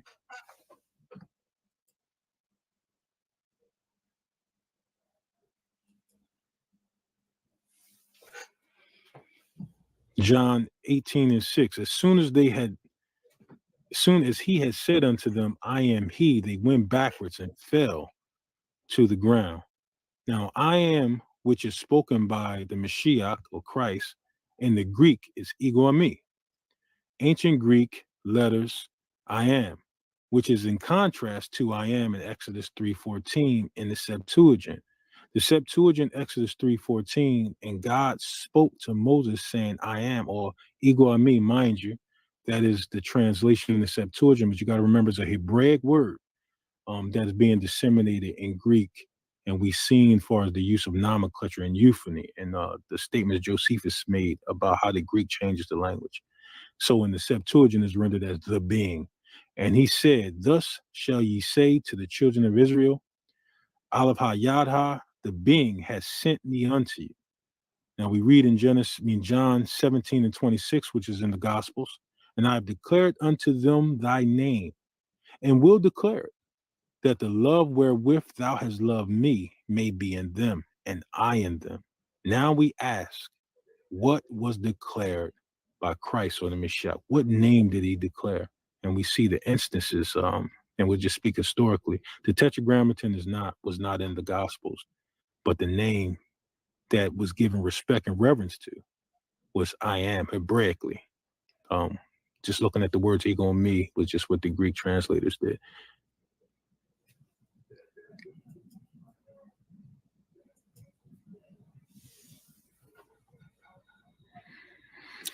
Brother Najee, the Kabbalah Code, A True Adventure, page 36. That was the name I am that I am. Well, this is where it gets interesting. Philo said, Eye Asher Eye was only one name given to Moses by way of an introduction. Immediately after God said, Eye, Asher, Eye, which in standard Masoretic text is translated as I am that I am, God said, say this to the people of Israel, I am has sent me to you.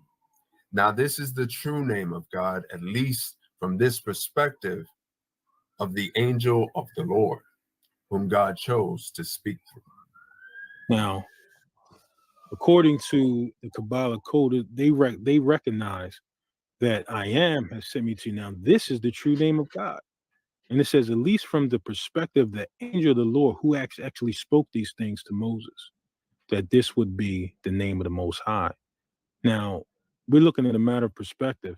If to the angel of the Most High, if his name is I am, why is it not I am to us? Continue.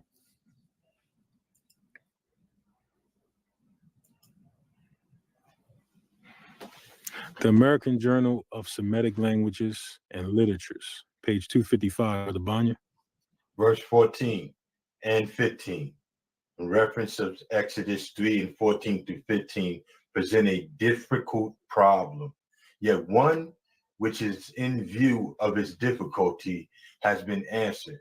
Incorrectly, we believe, by biblical scholars with surprising unanimity. In verse 13, Moses has put to the deity the question as to his name. Verses 14 and 15 offer the answer to this question.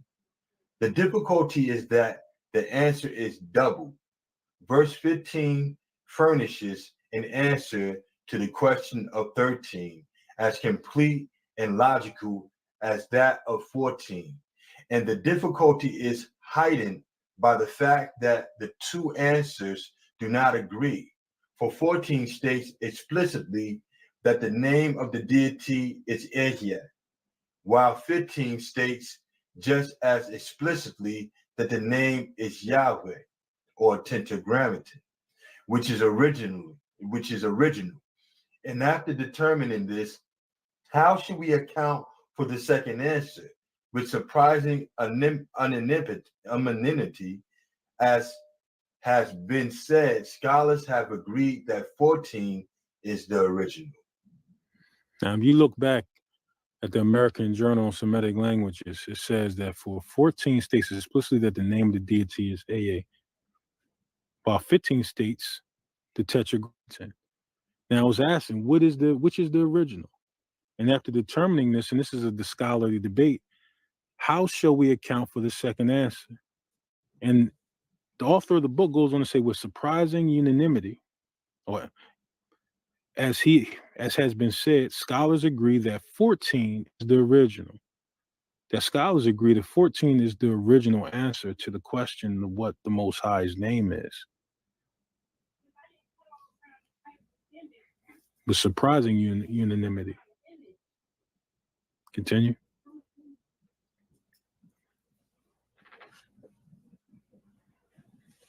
The American Journal of Semitic Languages, Brother Najib. Most scholars completely to overlook the fact that 15 offers a second answer to the question and to assume without argument that 14 is the only original answer. As Marty has correctly pointed out, the name of the deity given in 14 is not Eye Asher Eye, but only Eye alone. Verse 14b states explicitly that when Moses comes to the children of Israel and they ask who has sent him, he is to answer, Eye has sent me unto you. We must therefore interpret Eye, say Eye, not in the usual meaningless manner, I am that I am, but with Marty, Eye, that is, I am. In other words, the verse implies that the proper name of the deity, Eye, not only specifies him as an individual, but also sets forth a fundamental attribute as the one who is, presumably, therefore, as the externally existent one. Now, I know we're not privy to these arguments, but it says that 14 is the only original answer to scholars, given the text. So it says the verse implies that the proper name of the deity, as he has said, is Aya. Not only specifies him as an individual, but also sets forth his fundamental attribute, the one who is presumably, therefore, the external existent one. And it said that this name, but only Aya alone, that was the only name given alone, without any cousins or brothers or anything to attach to it, but alone that this was given, and that scholars have debated this question. Continue.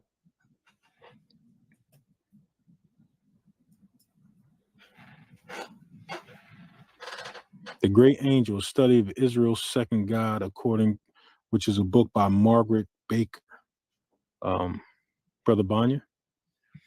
The self-revelation of Memra has been the subject of considerable debate, since what revealed is not the name by which he is addressed, Yahweh, he who is, he who causes to be, but rather the personal form by which he reveals himself, Ehyah, I who and who calls to exist. The Palestinian Targums hint at the significance of this self-revelation in their translation of Ehyah as Shah Ehyah in the RSV of Exodus 3 and 14, renders this I am who I am, and T.O. leaves the name untranslated, whereas the Palestinian Targums show that Ehyah as Shah Ehyah was associated with creation, both past and present. The first Ehyah refers to the past and the second to the future, showing the continuous creative power. I am he who is and who will be, have sent me unto you. TP's J Exodus 14, he who spake to the world be, and it was, and who will speak to it, be, and it will be. FT to Exodus 3 and 14, he who said, and the world was from the beginning, and is to say again to it, be, and it will be.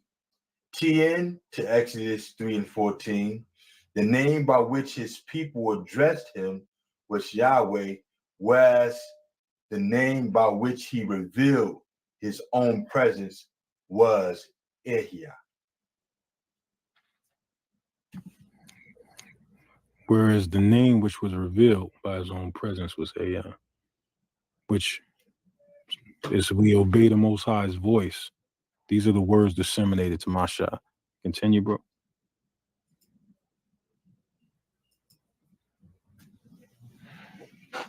So Ethrid's translation of Palestinian Targums on the book of Shemuth of Exodus, the section of the law titled Shemuth 3:14. Brother Najib. And Moshe said before the Lord, behold, I will go to the sons of Israel and say to them, the Lord of your fathers has sent me unto you. And they will say to me, what is his name? What shall I say to them? And the Lord said unto Moshe, he who spake, and the world was, who spake, and all things were.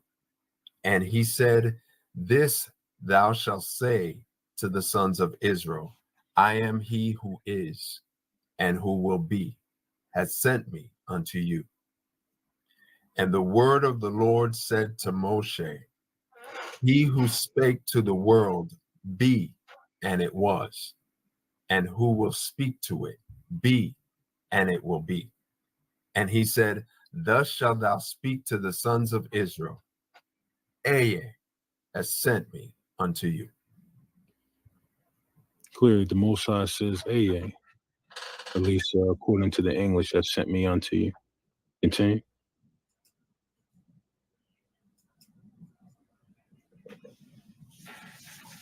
So we're talking about exclusivity. Clearly, historically and scripturally, the Almighty exclusively spoke the name found in Exodus 3:14 or Shemuth. We provided evidence of the Almighty's use of this name in significant scripture passages, often overlooked by mainstream figures in theology, history, and archaeology.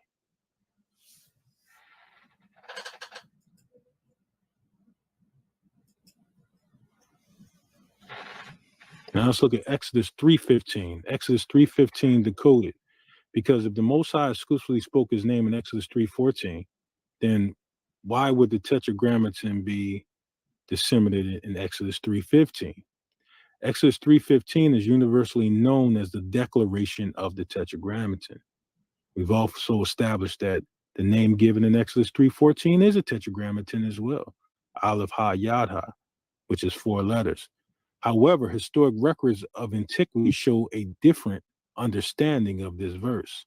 Titles such as God and Lord, as previously established, were in fact words used where the Tetragrammaton is represented in capital letters, which is capital Lord. Now we will establish the full context of Exodus 3:15.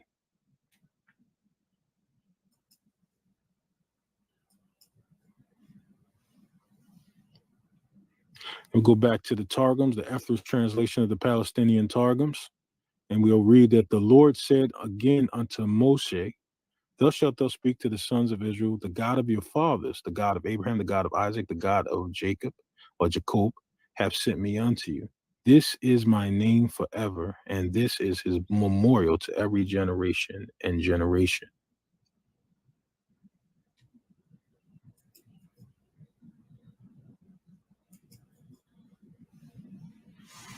Brother Najib, the Rabbinic edition of the Chumash Hamishah of the Torah. God said unto Moshe, Eye, Hasha Eye, literally, I will be what I will be. And he said, so shall ye say to the children of Israel, Eye, I will be, has sent me to you. God also said to Moshe, so shall you say to the children of Israel, God, the God of your forefathers, the God of Abraham, the God of Isaac, the God of Jacob, has sent me to you. This is my eternal name, and this is how I should be recalled in every generation. Now, in this translation of Exodus 3:15, it says, God also said unto Moses, so shall you say to the children of Israel, God, the God of your forefathers, the God of Abraham, the God of Yishak, the God of Jacob, have sent me unto you. This is my eternal name. This is how I should be recalled in every generation. Particularly emphasized in Exodus 3:14. But in this particular verse, we see that the Most High just doubled down that he was the God of Abraham, Isaac, and Jacob, the God of the living and not the dead. Continue.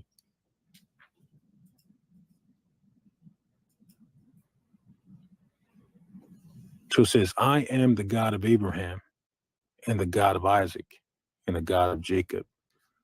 Brother Banya? For having added his own peculiar name to their names, he has united them together, appropriating to himself an appellation composed of the 3 names. For say, God, this is my everlasting name. I am the God of Abraham and the God of Isaac and the God of Jacob, referenced in Exodus 3:15. Using there the relative term instead of the absolute one, and this is very natural, for God stands in no need of name.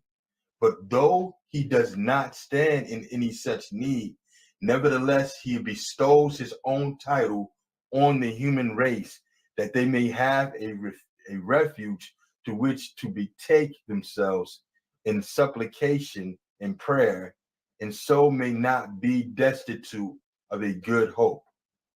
And when we look at Philo's dissemination of Exodus 3:15, it's important we notice, it says, for having added his own peculiar name to their names. It says the Most High added his name to the names of Abraham, Isaac, and Jacob. And he goes on to elaborate. Now we're looking at Exodus 3:15 in the eyes of Philo. Has united them together. He had united his name and the names of his chosen, Abraham, Isaac, and Jacob, to his name. It says, for appropriating himself an appellation composed of the 3 names. For says God, This is my everlasting name. I am, which is represented by Iyah or Ahaya, which is what we pronounce the Most High's name to be. The God of Abraham, the God of Isaac, the God of Jacob. The Most High connecting his name to who he is the God of, as disseminated by Philo, and which would be represented in Exodus 3:15. Continue.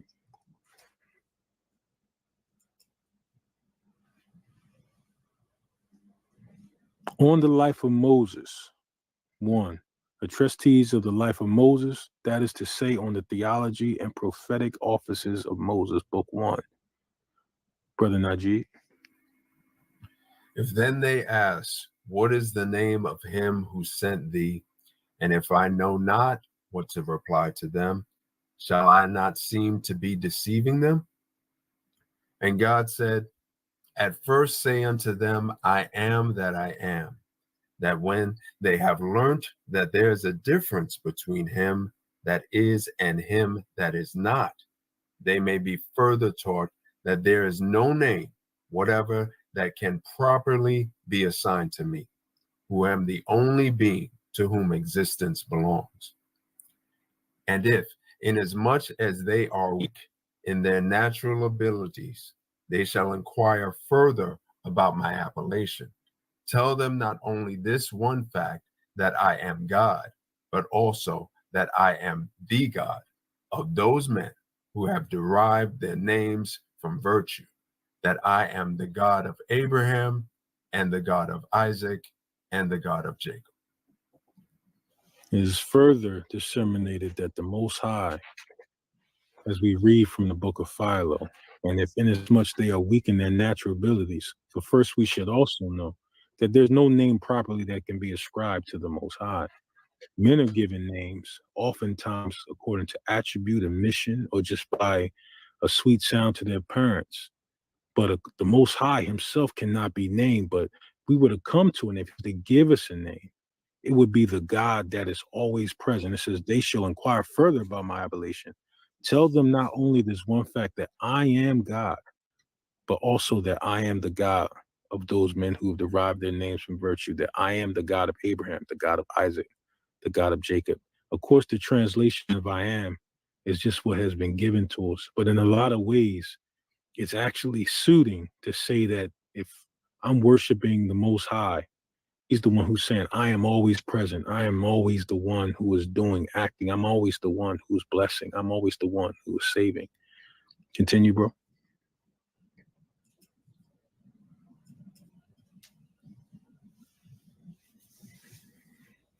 Page 1718, Eusebius of Classical History. Again, we're looking at Exodus 3:15, a summary of the view of the pre-existence divinity of our Lord and Savior, whom they say Jesus Christ, Yeshua HaMashiach. Brother Banya. Page 17. Here then you will perceive from the words themselves that this is no other than the one that also communicated with Moses. Page 18. Since the scripture in the same words and in reference to the same one says, when the Lord saw that he drew near to him to see, the Lord called to him from the midst of the bush, saying, Moses, Moses. And he answered, here am I. But he said, draw not nearer, loose thy shoes from off thy feet, for the place on which thou standest is holy ground. And he said to him, I am the God of thy fathers, the God of Abraham, the God of Isaac, and the God of Jacob. Again, we see as representing the book of Eusebius, which is another historian who lived during the time of the falling of the Second Temple period, or the Second Temple. When he read Exodus 3:15, he's reading, I am the God of thy fathers, the God of Abraham, the God of Isaac, the God of Jacob, in Exodus 3:15. He's disseminating the same words that was given in Exodus 3:14. Moreover, and introducing another name is not what we're noticing that the historians are seeing. Continue, bro.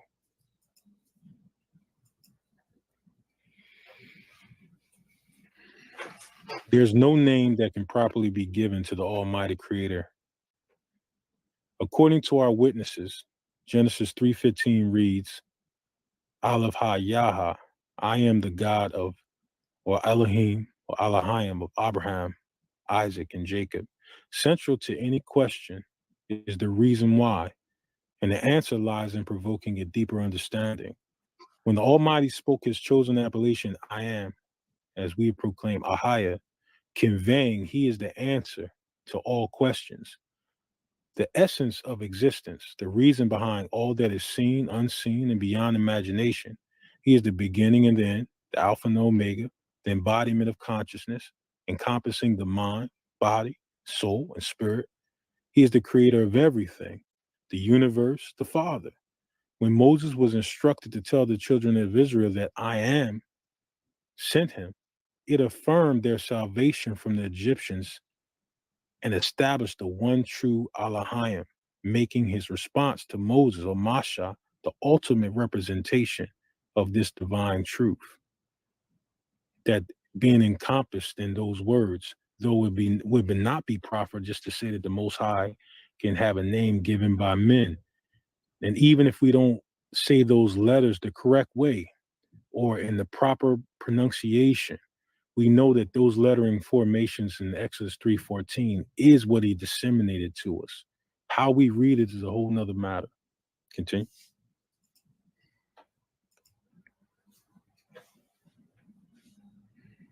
The genuine article.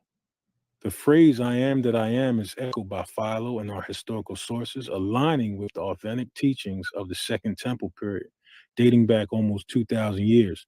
Notably, the Tetragrammaton was not originally inscribed in Exodus 3:15. I am thy God reflects the genuine ancient expression uttered by the Almighty before Moses was sent to the children of Israel.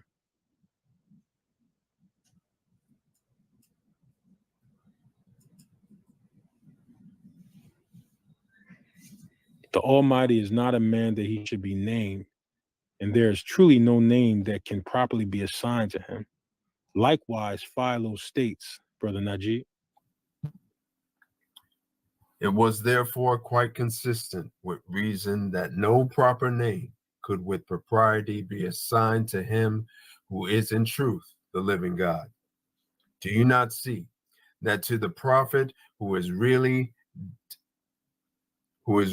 desirous of making an honest inquiry after the truth, and who asks what answer he is to give to those who question him as to the name of him who has sent him, he says, I am that I am.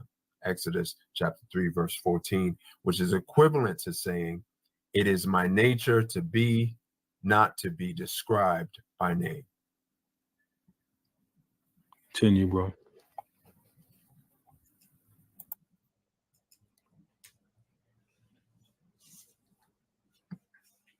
So also stating on dreams that they are God sent. Philo also states for in other passages, the sacred historian, when he considered whether there was really any name belonging to the living God, showed that he knew that there was none properly belonging to him. But whatever appellation anyone may give, will be an abuse of terms, for the living God is not of the nature to be described, but only to be.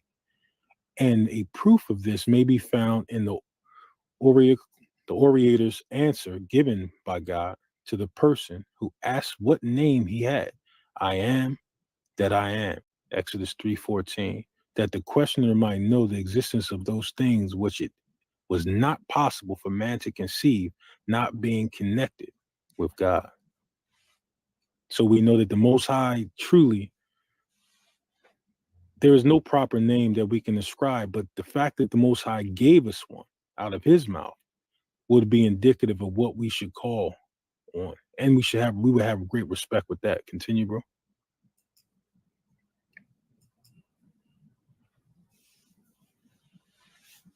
Does the Hebrew 1961 and the Hebrew 3068 have the same meaning?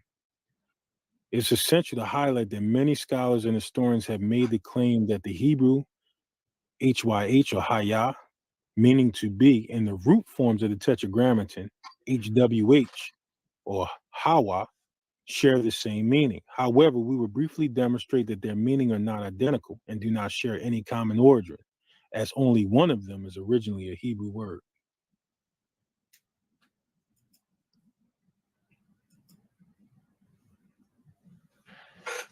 Does the Tetragrammaton have the same meaning as Brother Banya? This assumption that Yahweh is derived from the verb to be, as seemed to be implied in Exodus 3:14, is not, however, free from difficulty. To be in the Hebrew of the Old Testament and not Hawa, as the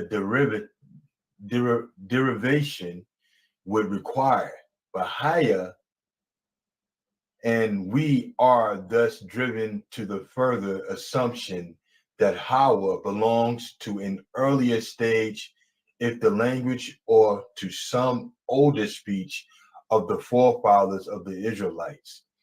This hypothesis is not intrinsically improbable, and in Aramaic, a language closely related to Hebrew, to be actually is hard. But it should be noted that in adopting it, we admit that using the name Hebrew in the historical sense, Yahweh is not a Hebrew name. So the connection, and I mean, some have made this connection that the Hebrew 1961 for Haya would also have a connection to the Hebrew for the word of Hawa, and that they would mean to be or to exist.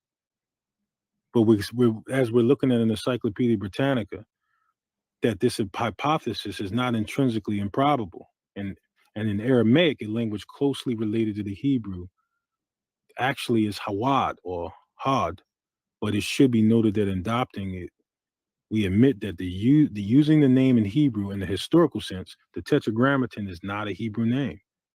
So the roots that one would get from the connection of the word Hawa would not be in connection to the Hayat that we see inside the Hebraic text, but that word would actually come from the Aramaic or come from a different source. It would not originally be a Hebrew word to say that existence has the same meaning for them both. Continue, bro.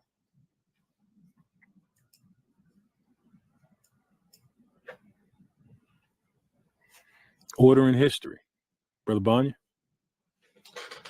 The rich etymological debate concerning the name of Yahweh, with its variegated conjecture, some more plausible than others, but none conclusive, must be concluded as irrelevant to our problem.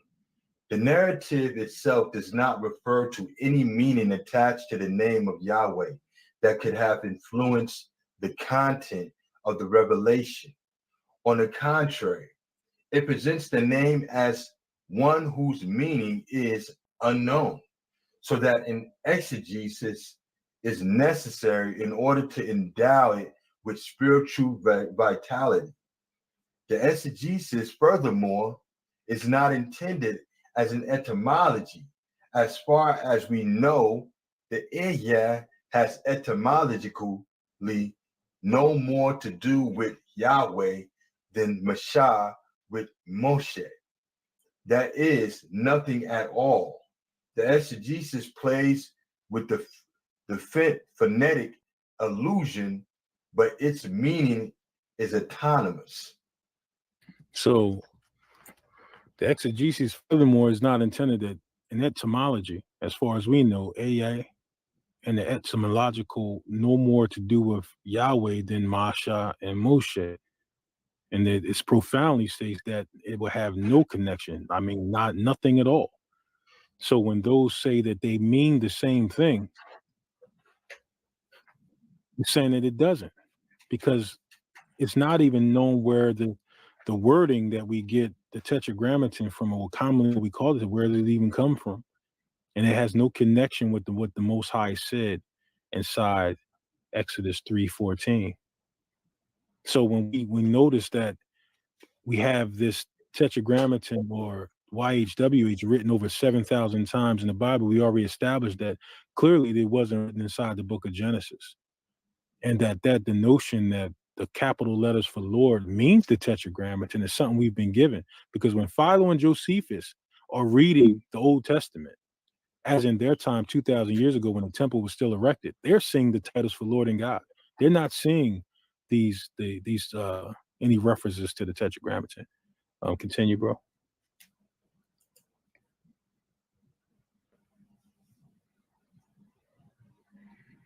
Now, we made a statement prior regarding the Hebrew 1961. And most people say, well, how can the Hebrew 1961 be a connection to the name of the Most High? It's a common verb. So every time you see the Hebrew 1961 in the scriptures, one thinks, Haya, Haya, Haya. That's what they think they're looking at. But when you go into the Strongs, Haya is not the only one that's connected with the term or that verb to be. But as you're saying here, you have over 100 different wordings that are all represented under the Hebrew 1961, but have different spellings and different occurrences in scripture.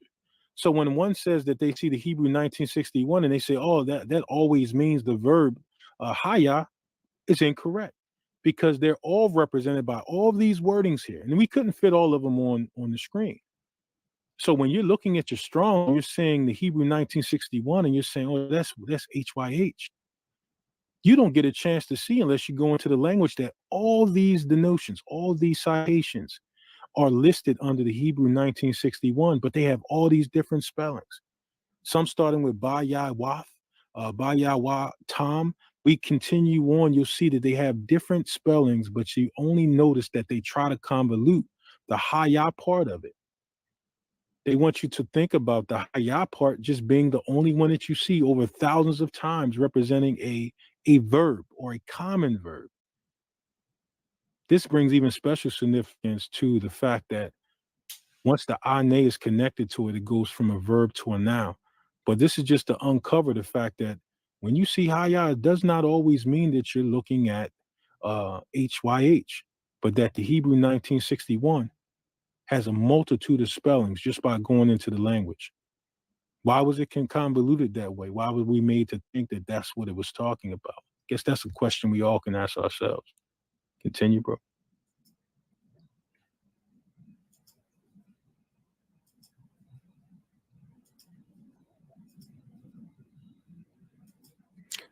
So,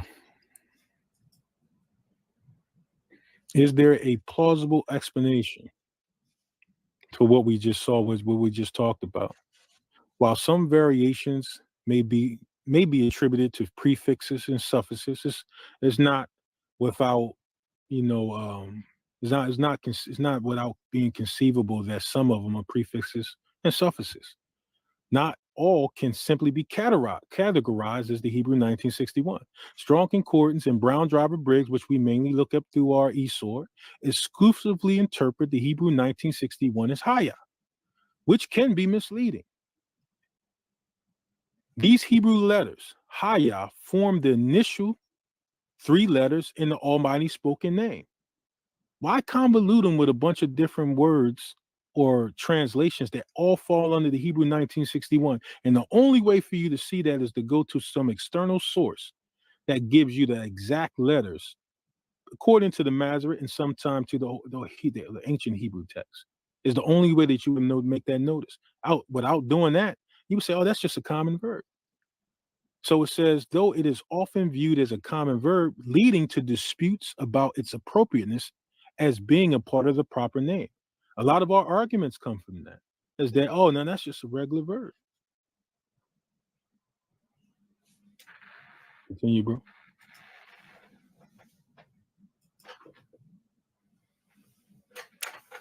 The works of Philo on the flight and findings in Young's title, The Tristide and Fugitives. And I'll just say this real quickly. Therefore, do not doubt either whether that which is more ancient than an existing thing is indescribable, when his very word is not to be mentioned by us according to his proper name.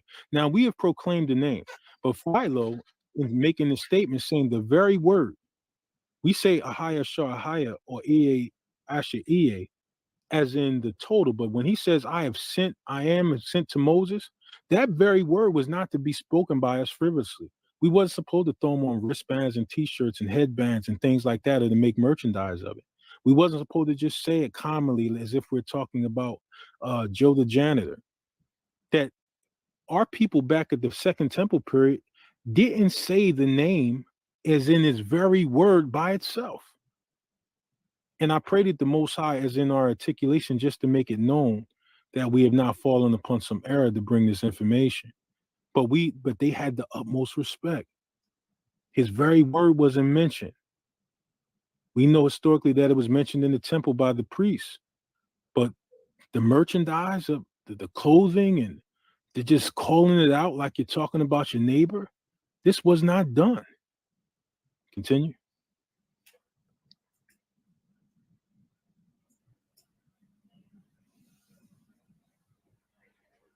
Naming the Almighty, Brother Najee. Philo profoundly conveys his very word as, I'm gonna mention that he strategically avoids directly mentioning the first person singular, adhering to respectful discretion. Philo quotes the Almighty's name only when intertwined with other words like I am that I am and I am the God. His intention is to show the highest reverence, fearing to utter the singular form, demonstrating deep respect for the Creator and complying with the law. So Philo, when he spoke it in unison as I am that I am. He spoke in unison, I am the God of Abraham, Isaac, and Jacob.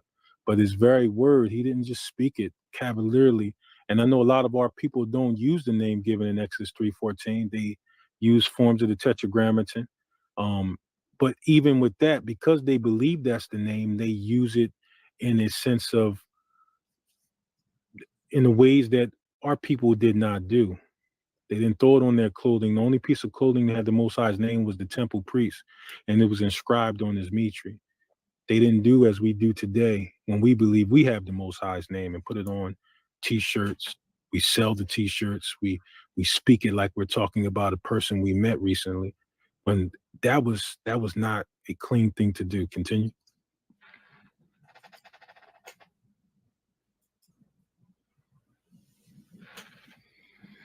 The Septuagint, and then in this we see the commandment in the Septuagint as paraphrased in the book Works of Philo.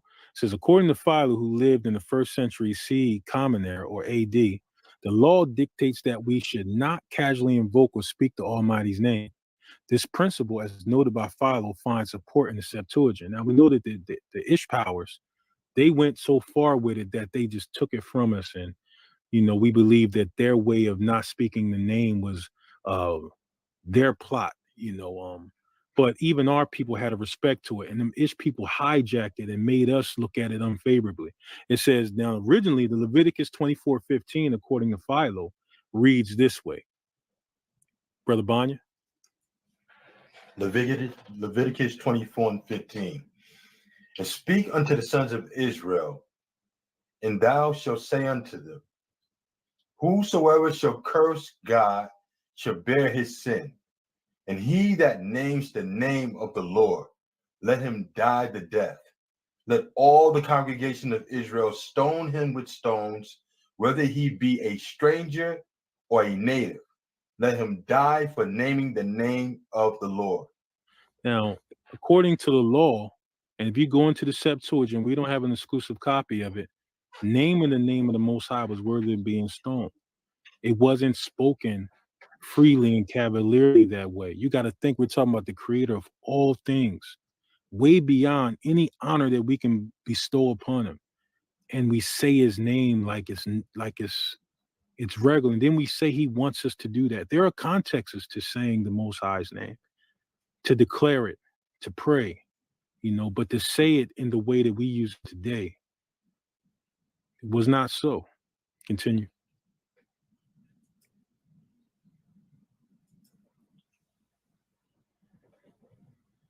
On the life of Moses, the book of Philo, Brother Najee.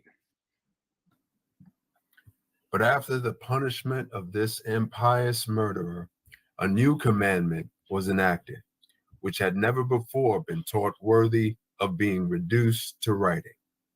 But unexpected innovations caused new laws to be devised for the repression of their evils. At all events, the following law was immediately introduced. Whosoever curses God shall be guilty of sin, and whoever names the name of the Lord shall die. This is seen in Leviticus chapter 24, verse 15.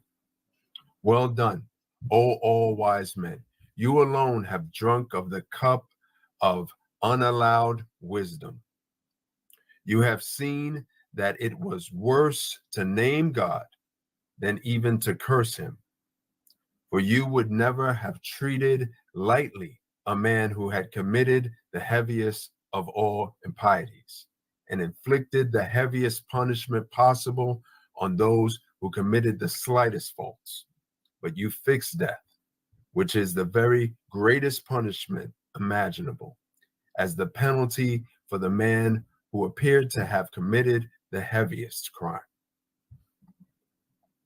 As we see in the book of Philo, like these, it says, God says that any man who names him, as whoever curses God shall be guilty of sin, and whoever names the name of the Lord shall die. It says, well done, O wise man. You alone have drunk of the cup of unalloyed wisdom. You have seen that it is worse to name God than even to curse him.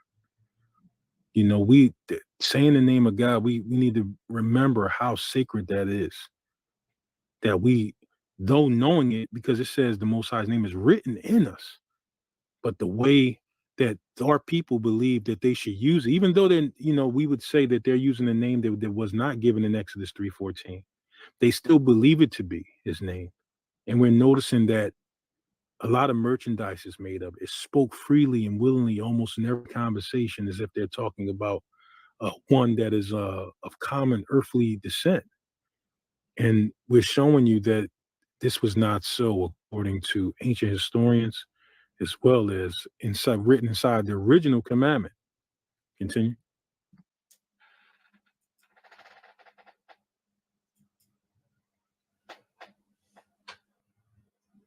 Also, we can see along, we look inside, it says, do not take the Almighty's name in vain.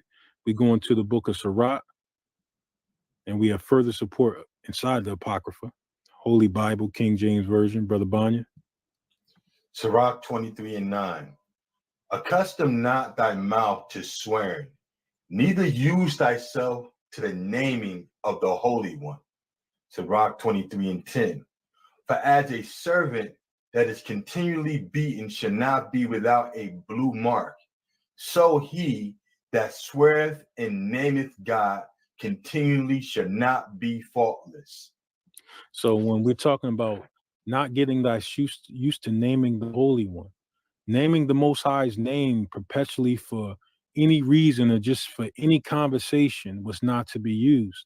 It was a sacred thing that only the priest did predominantly in the temple of the Most High at the feasts of Passover, at the feasts of Tabernacles, on the Day of Atonement. These things were used by the high priest alone. When we name the Most High now, we make the proclamation to proclaim, and we got to be very seasonable with that. We make it in prayer. And then knowing it in our hearts when we speak is one thing compared to speaking it how we commonly use the tetragrammaton today. Just saying it and throwing it out there. And if you got a shirt on, you see the Hebrew characters, Yod, Hey, Wav, Hey, and every, in different lettering formations, even to be sold. That right there was something that we fell into, and hopefully that we can come out of. Continue.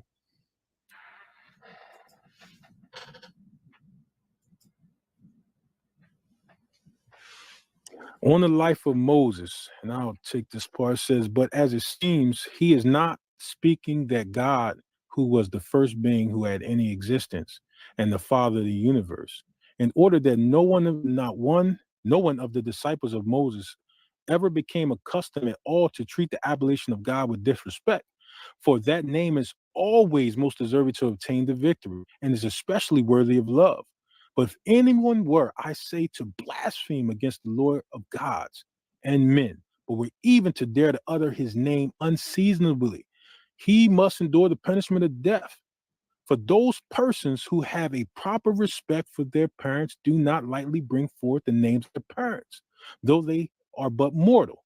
But they avoid using their proper names by reason of the reverence which they bear them. How many people in here say, yo, what's up, John, to their father? What's up, Lucille, to their mother? You would almost expect a smack to the face, even in your old age. If we understand this respect and we be the children of the Most High, how come we don't understand this when it comes to the Most High? Because we've been taught the precepts of men. We've been taught that the Most High wants you just constantly throwing his name out there, unseasonably, in any way you want. But we won't even do this to our parents because inside we know it's disrespectful. How can we not know the disrespect to the creator of the universe? And says, and call them rather by their titles. What's your mother and father's title? And indicating the natural relationship, that is, father and mother, by which names they at once intimate the unsurpassable benefits which they have received at their hands and their own grateful disposition. Well, and some unsurpassable benefits had you received from your parents, being weaned from the milk, clothing, shelter, food, everything that you've ever been getting. Now think about who gave your parents those means to which to give it to you. How unsurpassable is the Most High's name? How much more respect and reverence should we give there if we even respect our parents that way? There's a reason we don't call our parents by their names. Therefore, these men must not be thought worthy of pardon who out of volubility of tongue have spoken unseasonably and being too free of their words have represent or repeated carelessly the most holy and divine name of God. It was the purpose of the nations of our oppressors to guide us to ignore what the Most High had plainly spoken to us. Let's read that again. It was the purpose of the nations of our oppressors to guide us to ignore what the Most High had plainly spoken to us. They led us down this road. It made it easier by just capitalizing Lord. And once we were able to find out any semblance of a title, we ran with it. They taught us these things. Even forgot the small connection that we would make to our own parents, that we wouldn't even call them by their names, only in the introduction. And as we are introducing the Most High's name today, we have spoken it.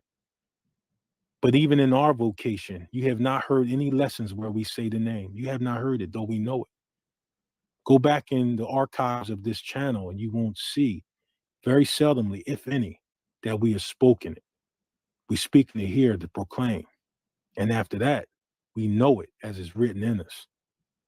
Continue.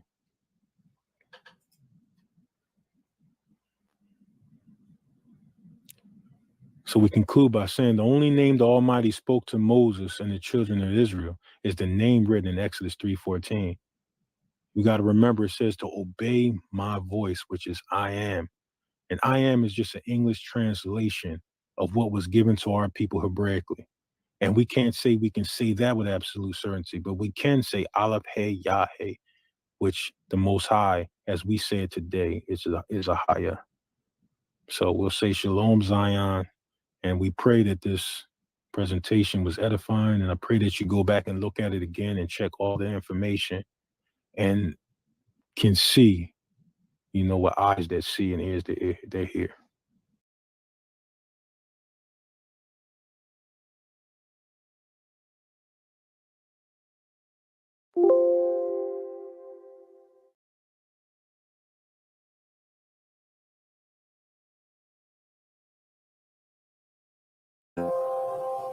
All praise, honor, and glory to the Most High. That was an awesome lesson. Brother, are you there? Can you hear me? All praise, honor, and glory to the Most High. Hey, Brother Bonnie, I'm here. I can hear you, bro. Yeah, that was an awesome lesson. I hope everybody was able to absorb that information, because given the times that we are in, it is absolutely paramount that we stay within the realms of respect concerning the Most High, right? We can call him Most High, call him Father, you know, but you know, we cannot use the Most High's name cavalierly. The information that was showed in this video, I have not seen anybody do this level of studying, not anywhere on YouTube, where you can get this much information and you can know for sure that the Most High's name is what he told Moses. What else can I say, man? This awesome lesson. Our brother Elisha, this information, he's been studying this information for how many years, brother Elisha? Brother Elisha. Yeah, I'm not sure that he's there. I know he's been doing it for a lot of years. I think it might be well over 5 years that he's been studying this. Probably, when I say well over 5 years, I mean something like 10, if I'm not mistaken. But I think this information is tremendously important, especially in the times that we are in today. We are supposed to be getting back to the law, statutes, and commandments of the Most High. And as we know, the first of those commandments is all about honoring the Most High and keeping his name, not taking his name in vain, and loving the Most High above all else, and having no gods before him, and making no other gods on the earth or from the sea or anything like that. And so the times that we are in right now, we have to be really, really aware of what we are doing when we are mentioning the Most High's name. And, we are in this process of getting back to where we were as Israel. And even in doing that, we may think, people have a lot of ways, a lot of different names that they refer to the Most High as. But what we are saying here, and what Elijah, I think, has brought out, is that it's most proper to refer to the Most High as our Father, refer to the Most High as the Most High, refer to him in a way where you are just not using his name cavalierly. You're just not mentioning it in vain. You're just not saying it, putting it on baseball caps and T-shirts and coffee cups. We are just not using the name of our Elohim in a way that can be disrespectful to him. And again, I just think Brother Elisha did a great job bringing that out. Absolutely. And just to repeat some of the sentiments that he's conveyed to me, it's like, when you see other nations, they don't wear the name of their creator or their God on their shirts or on their hats and things. Like, they don't do that. And how much more should we esteem our Father, right? How much more should we esteem the Most High, being the Elohim of all things, the creator of all things? As it is written, the gods of the nations are idols, but the Most High made the heaven and earth, right? So we're talking about the real one. We're talking about the originator. We're not talking about an idol. We're talking about a spirit that existed beyond what we can fathom, right? We can't even fathom what the Most High is, but we have to understand, if he created us and he esteemed us his children, then we ought to walk with that the highest level of fear, regard, and respect for him, right? Brother Elisha, I had asked earlier how long you were studying this information, because I know it's going on a long period of time, just to put the information together. But if you can recollect, when was the first time when the Spirit was dropped on you to do this lesson? Honestly, I think that this lesson was building to me ever since you told me that that was the Most High's name. When I was saying Yahuwah at the time, I was a tetragrammaton. I was saying the tetragrammaton myself. And from the moment it pricked my heart that when you said to me, what did the Most High say? I couldn't get that out of my head. And I say from that point, I knew I was going to do, I ain't going to say I knew I was going to start going into the information, but then it started to affirm more and more and more over time. So it took a long time and looked through a lot of things and tried to get better understanding on why certain things were being used. And I think the Most High gave those answers. I think that our people, it's a reason we was cast out of the land. We wasn't cast out of the land because we were doing the right thing or even calling on the name of the Most High. If we were doing those things, then we wouldn't be in America right now. We wouldn't be scattered to the four corners of the earth. So it wasn't just the fact that we broke some of the law, statutes, and commandments. We started to call on other gods, and we cleaved to those gods, and we assimilate or we infuse the name of other gods into the truth of the Most High and made the truth of the Most High alive. And the purpose of bringing this information together is because the Most High said His name will be written in our foreheads. So it was never the intent to accumulate the information and bring it out, and then a person take and switch the tetragrammaton off their wristband and skull cap and garment, and then just put the name that the Most High gave in Exodus 3:14. This is just so it could be written in your heart. When the Most High delivers His people, and it says, all those who call upon the name of the Most High shall be saved, that we know it, that we believe Him, because this is really what it comes down to. Do we believe the Most High in what He said? Because right now we got a lot of excuses why people was able to explain it away. So even going into any information, just like for anybody that teaches our people or disseminates information to our people, man, you spend a lot of time reading books and reading through a lot of things you're not going to use. 95% of what you read, 99% of what you read, you're not going to use.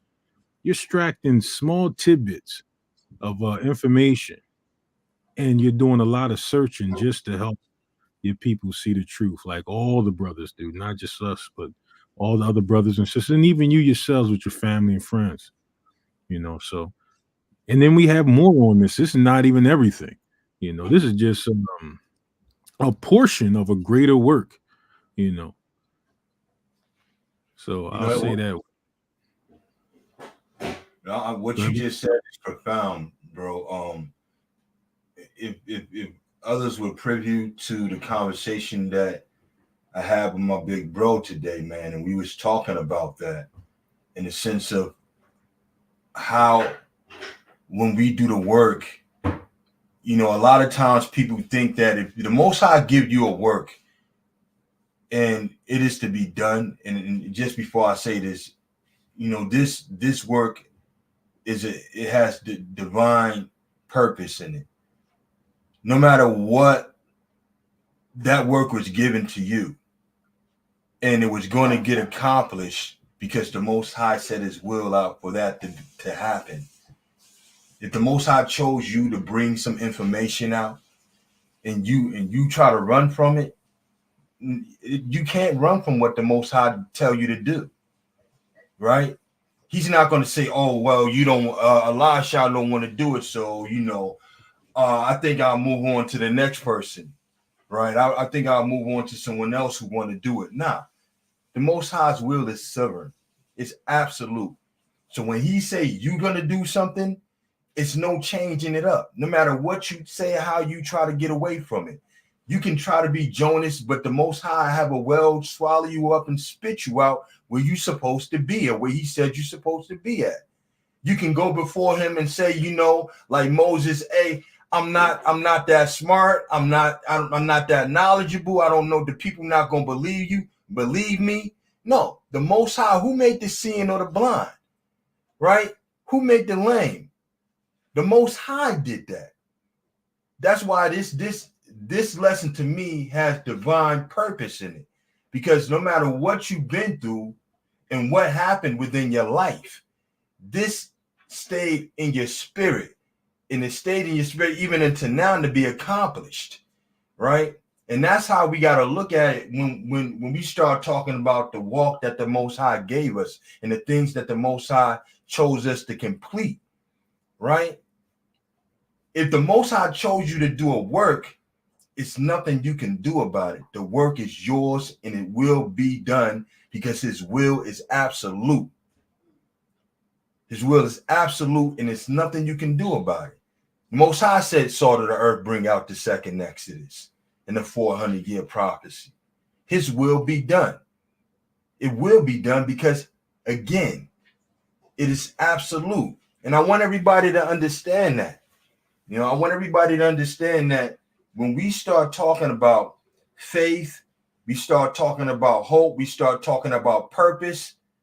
We have a purpose in this earth. We are not our own. You understand what I'm saying? We are not our own. We belong to someone. And this lesson is important to me because when you look at the things that's happening in the world, you got that eclipse about to happen and they calling the National Guard out for an eclipse. Really? And guess what? I was listening to the news anchor and I'm like, yo, why are they bringing out the National Guard on the eclipse? And the news anchor was like, well, there's eclipses all the time, but what makes this eclipse special is because it happens every 400 years. So let that sink in, Zion. 400 years. We told brothers and sisters that we've been here for 400 years, almost 400 years. April 8th will mark the time. April 8th. We gone through the information, left and right, up and down, back and forth. Our deliverance is drawing near, and we need to walk circumspect. All right, so look for it, wait for it, hope for it, prepare yourselves. All right, you brothers got anything to add? Brother Najee? No, I just want to say real quick, I just want to definitely echo everything Brother Banya said. We got some exciting times coming up with the eclipse that's happening. I've said this before, but I don't want anyone to go out there thinking that something or expecting that something else is going to happen other than what the Most High has given us. I'm not saying that something else won't happen, but we are already seeing, and we have been seeing, since this 400 years has been up, since 2019, 2020, we have been seeing some amazing things happening in conjunction with our awakening. So just know that this is a sign. This is a sign of the Most High, and that could be enough for you. That could be enough for you to know that the Most High is giving you a sign, telling you that his word is true, and that is enough. Thank everybody for hanging with us today on this Shabbat. It's just kind of closing out for me here on the West Coast. Me and Brother Bonnie has probably been over for you guys quite some time now on the East Coast, but thanks for hanging with us. Hope you really got something out of this lesson. Brother Elisha put a lot of work into this, and I salute him for this, for being a steward of the Most High and bringing out this word. So thank you, Brother Elisha, and thank you, fam, for hanging with us. And be blessed. Thank you. Close us out, bro. Close us out, Elisha. Yeah, I just want to appreciate my brothers, Brother Banya, Brother Najee, also Brother Cleo out there somewhere. I think that our people should look at the information given and scrutinize it. If you believe that we went wrong somewhere, you should scrutinize that information and work out your soul salvation with fear and trembling. Like, work out within yourself why you cleave to what you cleave to, and ask yourself: Is it? Can we just ignore what the Most High said? can it be explained away? And I'll say this too is that, I put in time like we all do in research and trying to bring things out and whatnot.